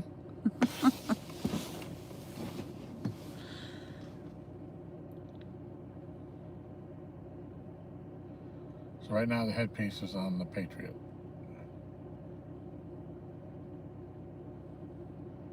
And you moved the Patriot. Yep. Because I wanted it out into as far out into that deep water as I could get it. Ooh, you just bounced. So that must be the current moving. Which one bounced? The Patriot. Huh? Yeah, the tip went shoot. But it looked like current movement. That one don't have a float on it.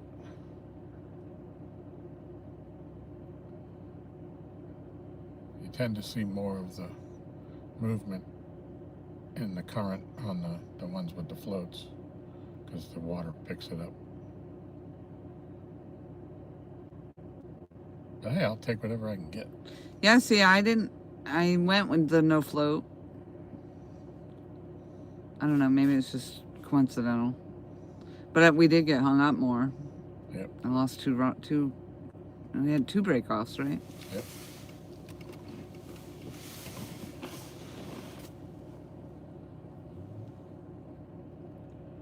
Chunks and heads.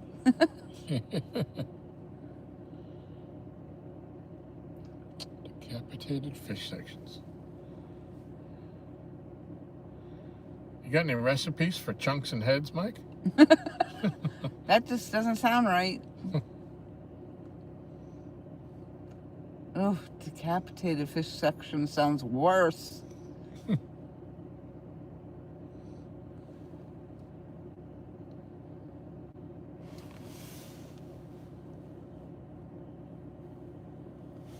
Game pieces or game pieces.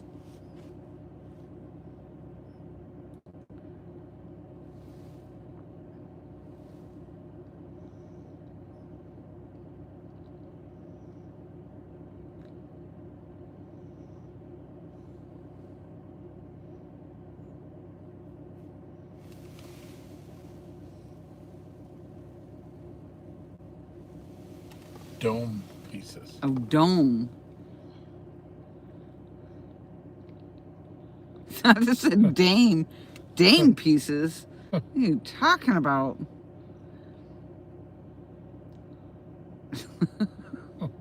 Jeez.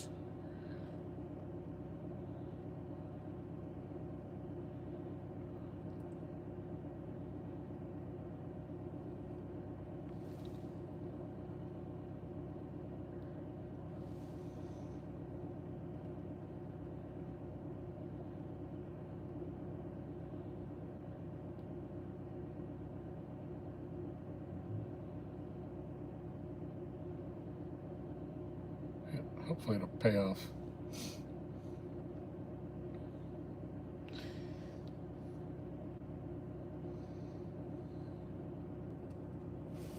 Dang.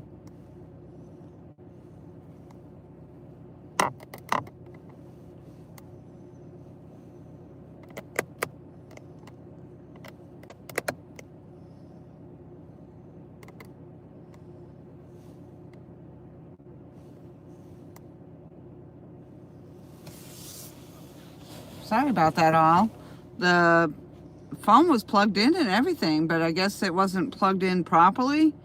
So it discharged, completely died. It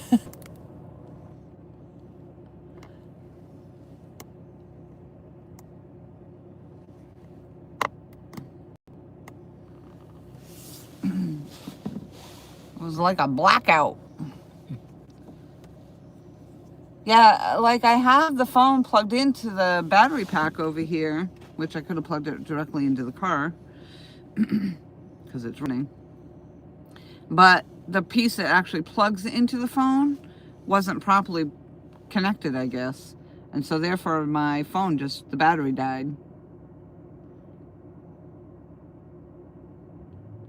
We burnt it out. Oh, and we got 40 thumbs up. Nice. 40 is a nice even number. It's not as good as 50, but 40 is nice. 40 is awesome. Yep, very nice. Isn't she lovely?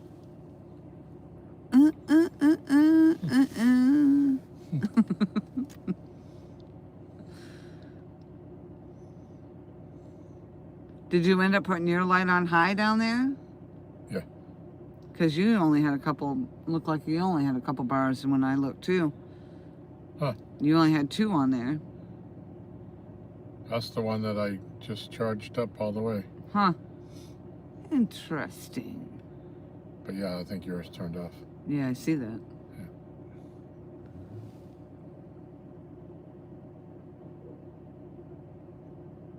Yeah, it's cattywampus. Yep.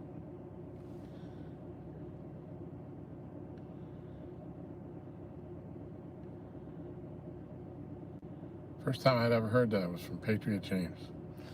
Yeah, I think I think the first time I ever heard it was a couple years ago. Yeah.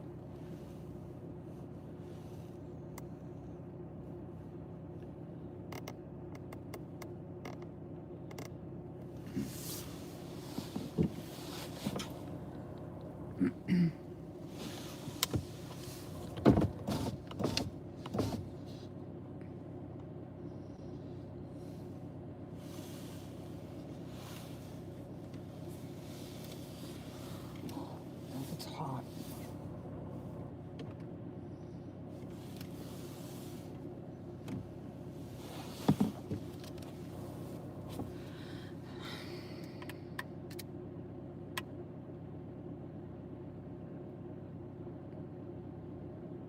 Yeah, I'd say it was like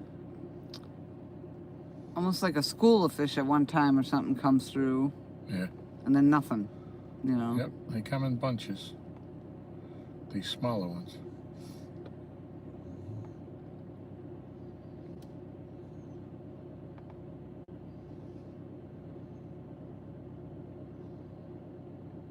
Oh, now it went out. I think I saw the flash.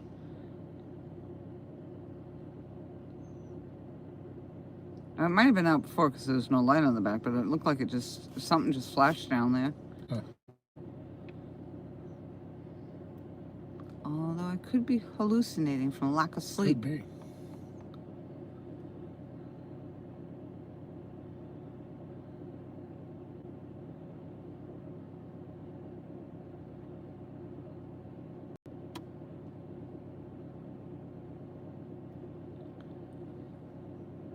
I did go and watch a couple of Two Izzy's stuff. I did see you commented on his stuff. Yep. I think I confused him because I was saying I saw a picture of him and his son, but that Two Izzy is white and the one I saw was not. So I'm like, nope, I confused him with somebody else, I think.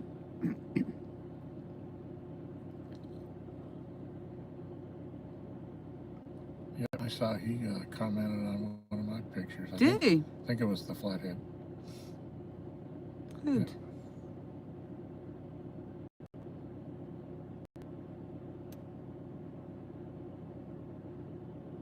I'll check out that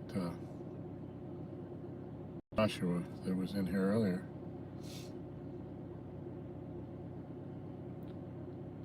Pull up his page and Yeah, it's unfortunate because a lot of people will subscribe, but they don't comment. So then you can't, like, I wouldn't know to go find them in my thousands of people that I subscribe to. you subscribe to thousands? At one time, yeah, I forget how many I was told I had, but somehow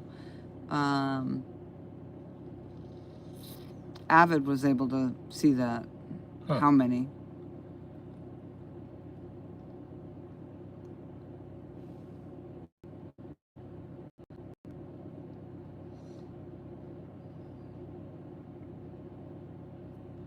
I don't see him around much more. I see posts about his religion stuff, religious stuff. Yeah, I see that. I think he's on Sunday nights, I think. Or Monday nights. I haven't seen any fishing videos. No fishing, nothing like, you know, he used to do the show with the fishing. Yep. And he just kaput. It was just like all of a sudden done. Yep. And then all of a sudden it was all this going to Airbnbs and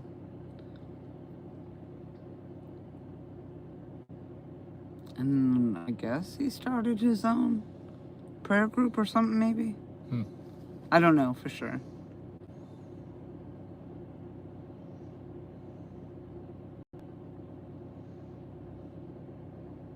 Well, nothing wrong with that.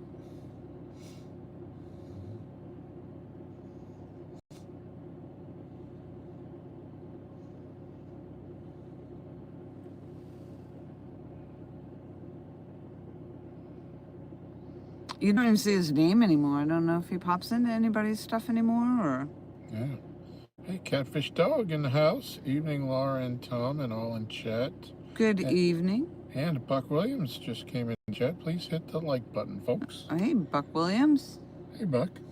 Tim. Yeah, we got 42 thumbs up now. Woohoo! Sweet.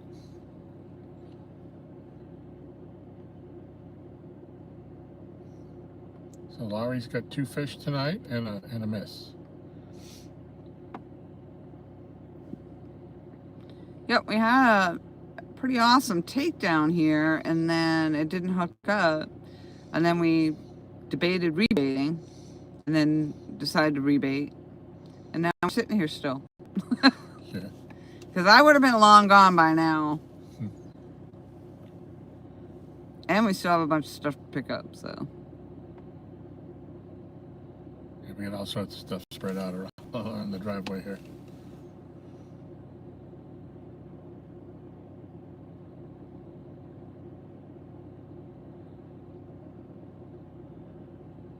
But once it got dark and I knew I wasn't going to be sitting out anymore, I put my chair away. So that's going to go on the bottom of the pile. That lays flat.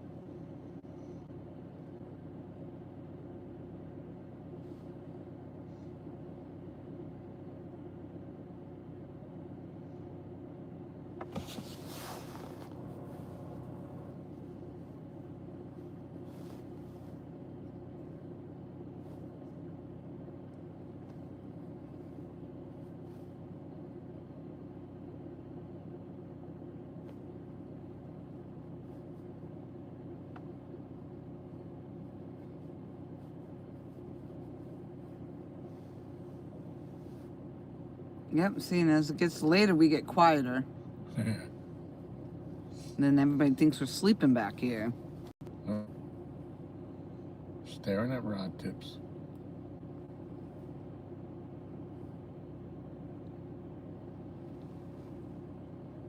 You can only beg them so many times before you realize they don't hear you. And if they do, they don't care. That's right.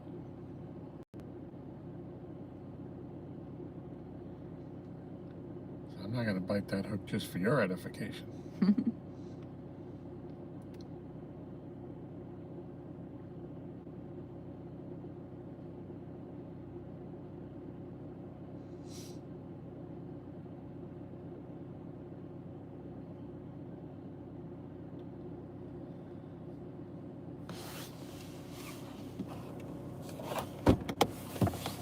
Step out for a second. Don't go too far.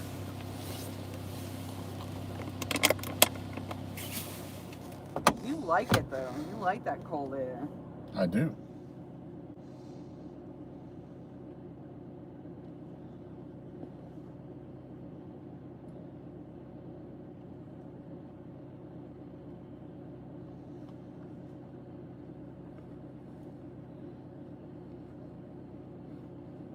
Yep, we got time for one more fish.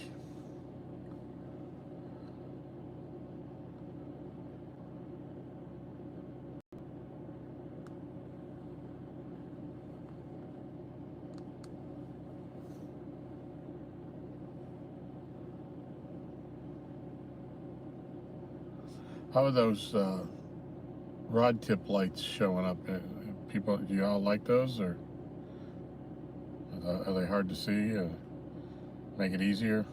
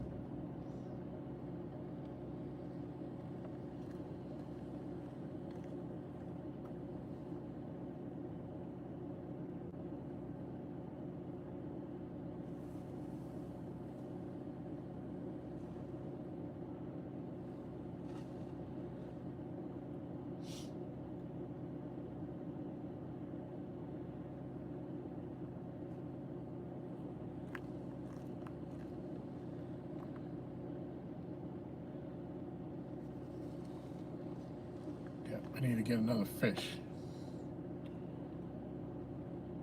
That way Laurie will want to stay longer.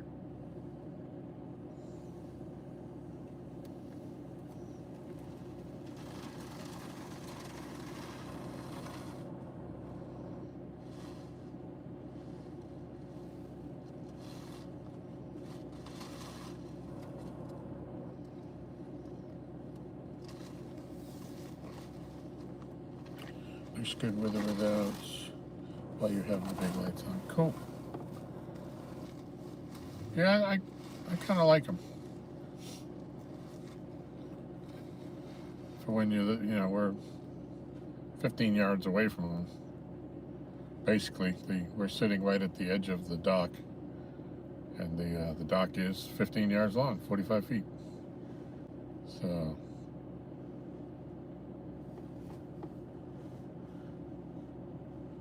Not as much imperative on some of the lighter color rods, but some of the darker rods we have. It does make a difference, especially at dusk.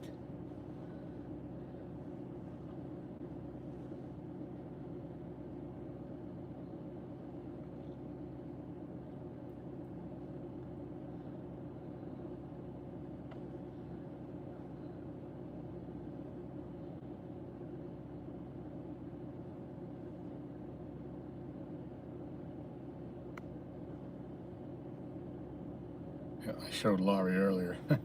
The one that fell off the rod last Sunday night is still on off the end of the dock.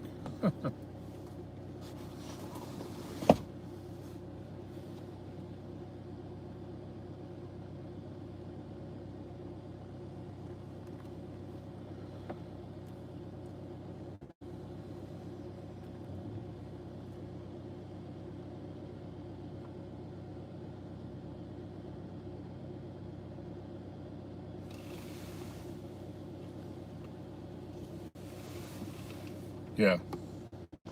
Yep.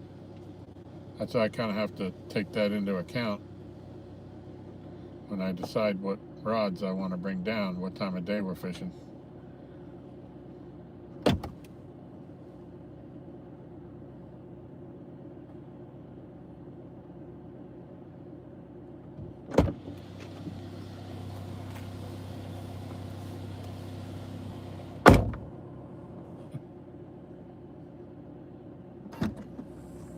Open, close, open, close, open, close.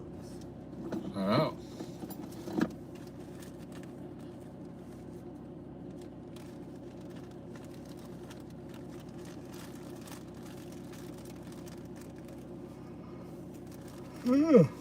Excuse me.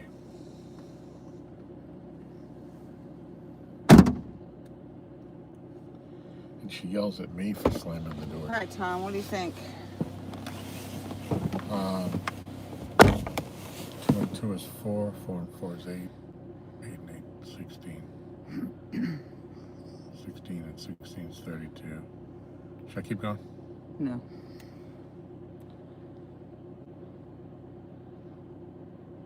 We could probably start winding it down. Which way can you see the line on the Patriot? Nope.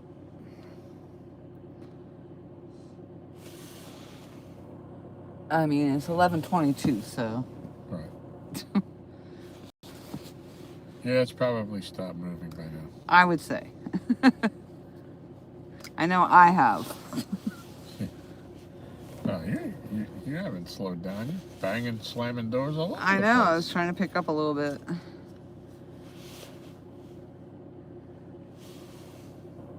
All right, guys. I think I'm going to end this. So I appreciate everybody coming in. We got 45 thumbs up for the night.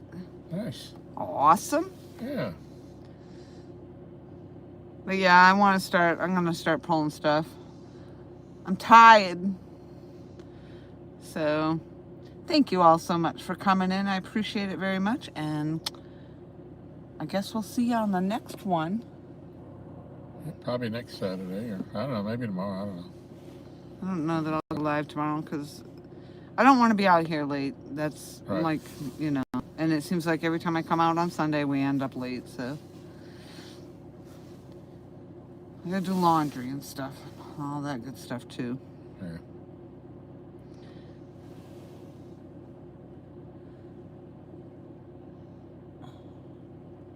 Yep, appreciate everybody coming in. We'll see you all down river. Thank We'll you see for you on the hanging next with one. us. Yeah, thanks for coming in. I appreciate that. I know a lot of times we don't go live just because of conditions, but we try to go live just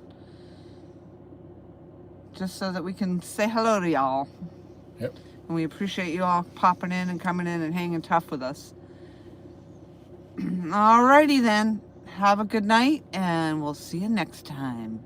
See y'all down river.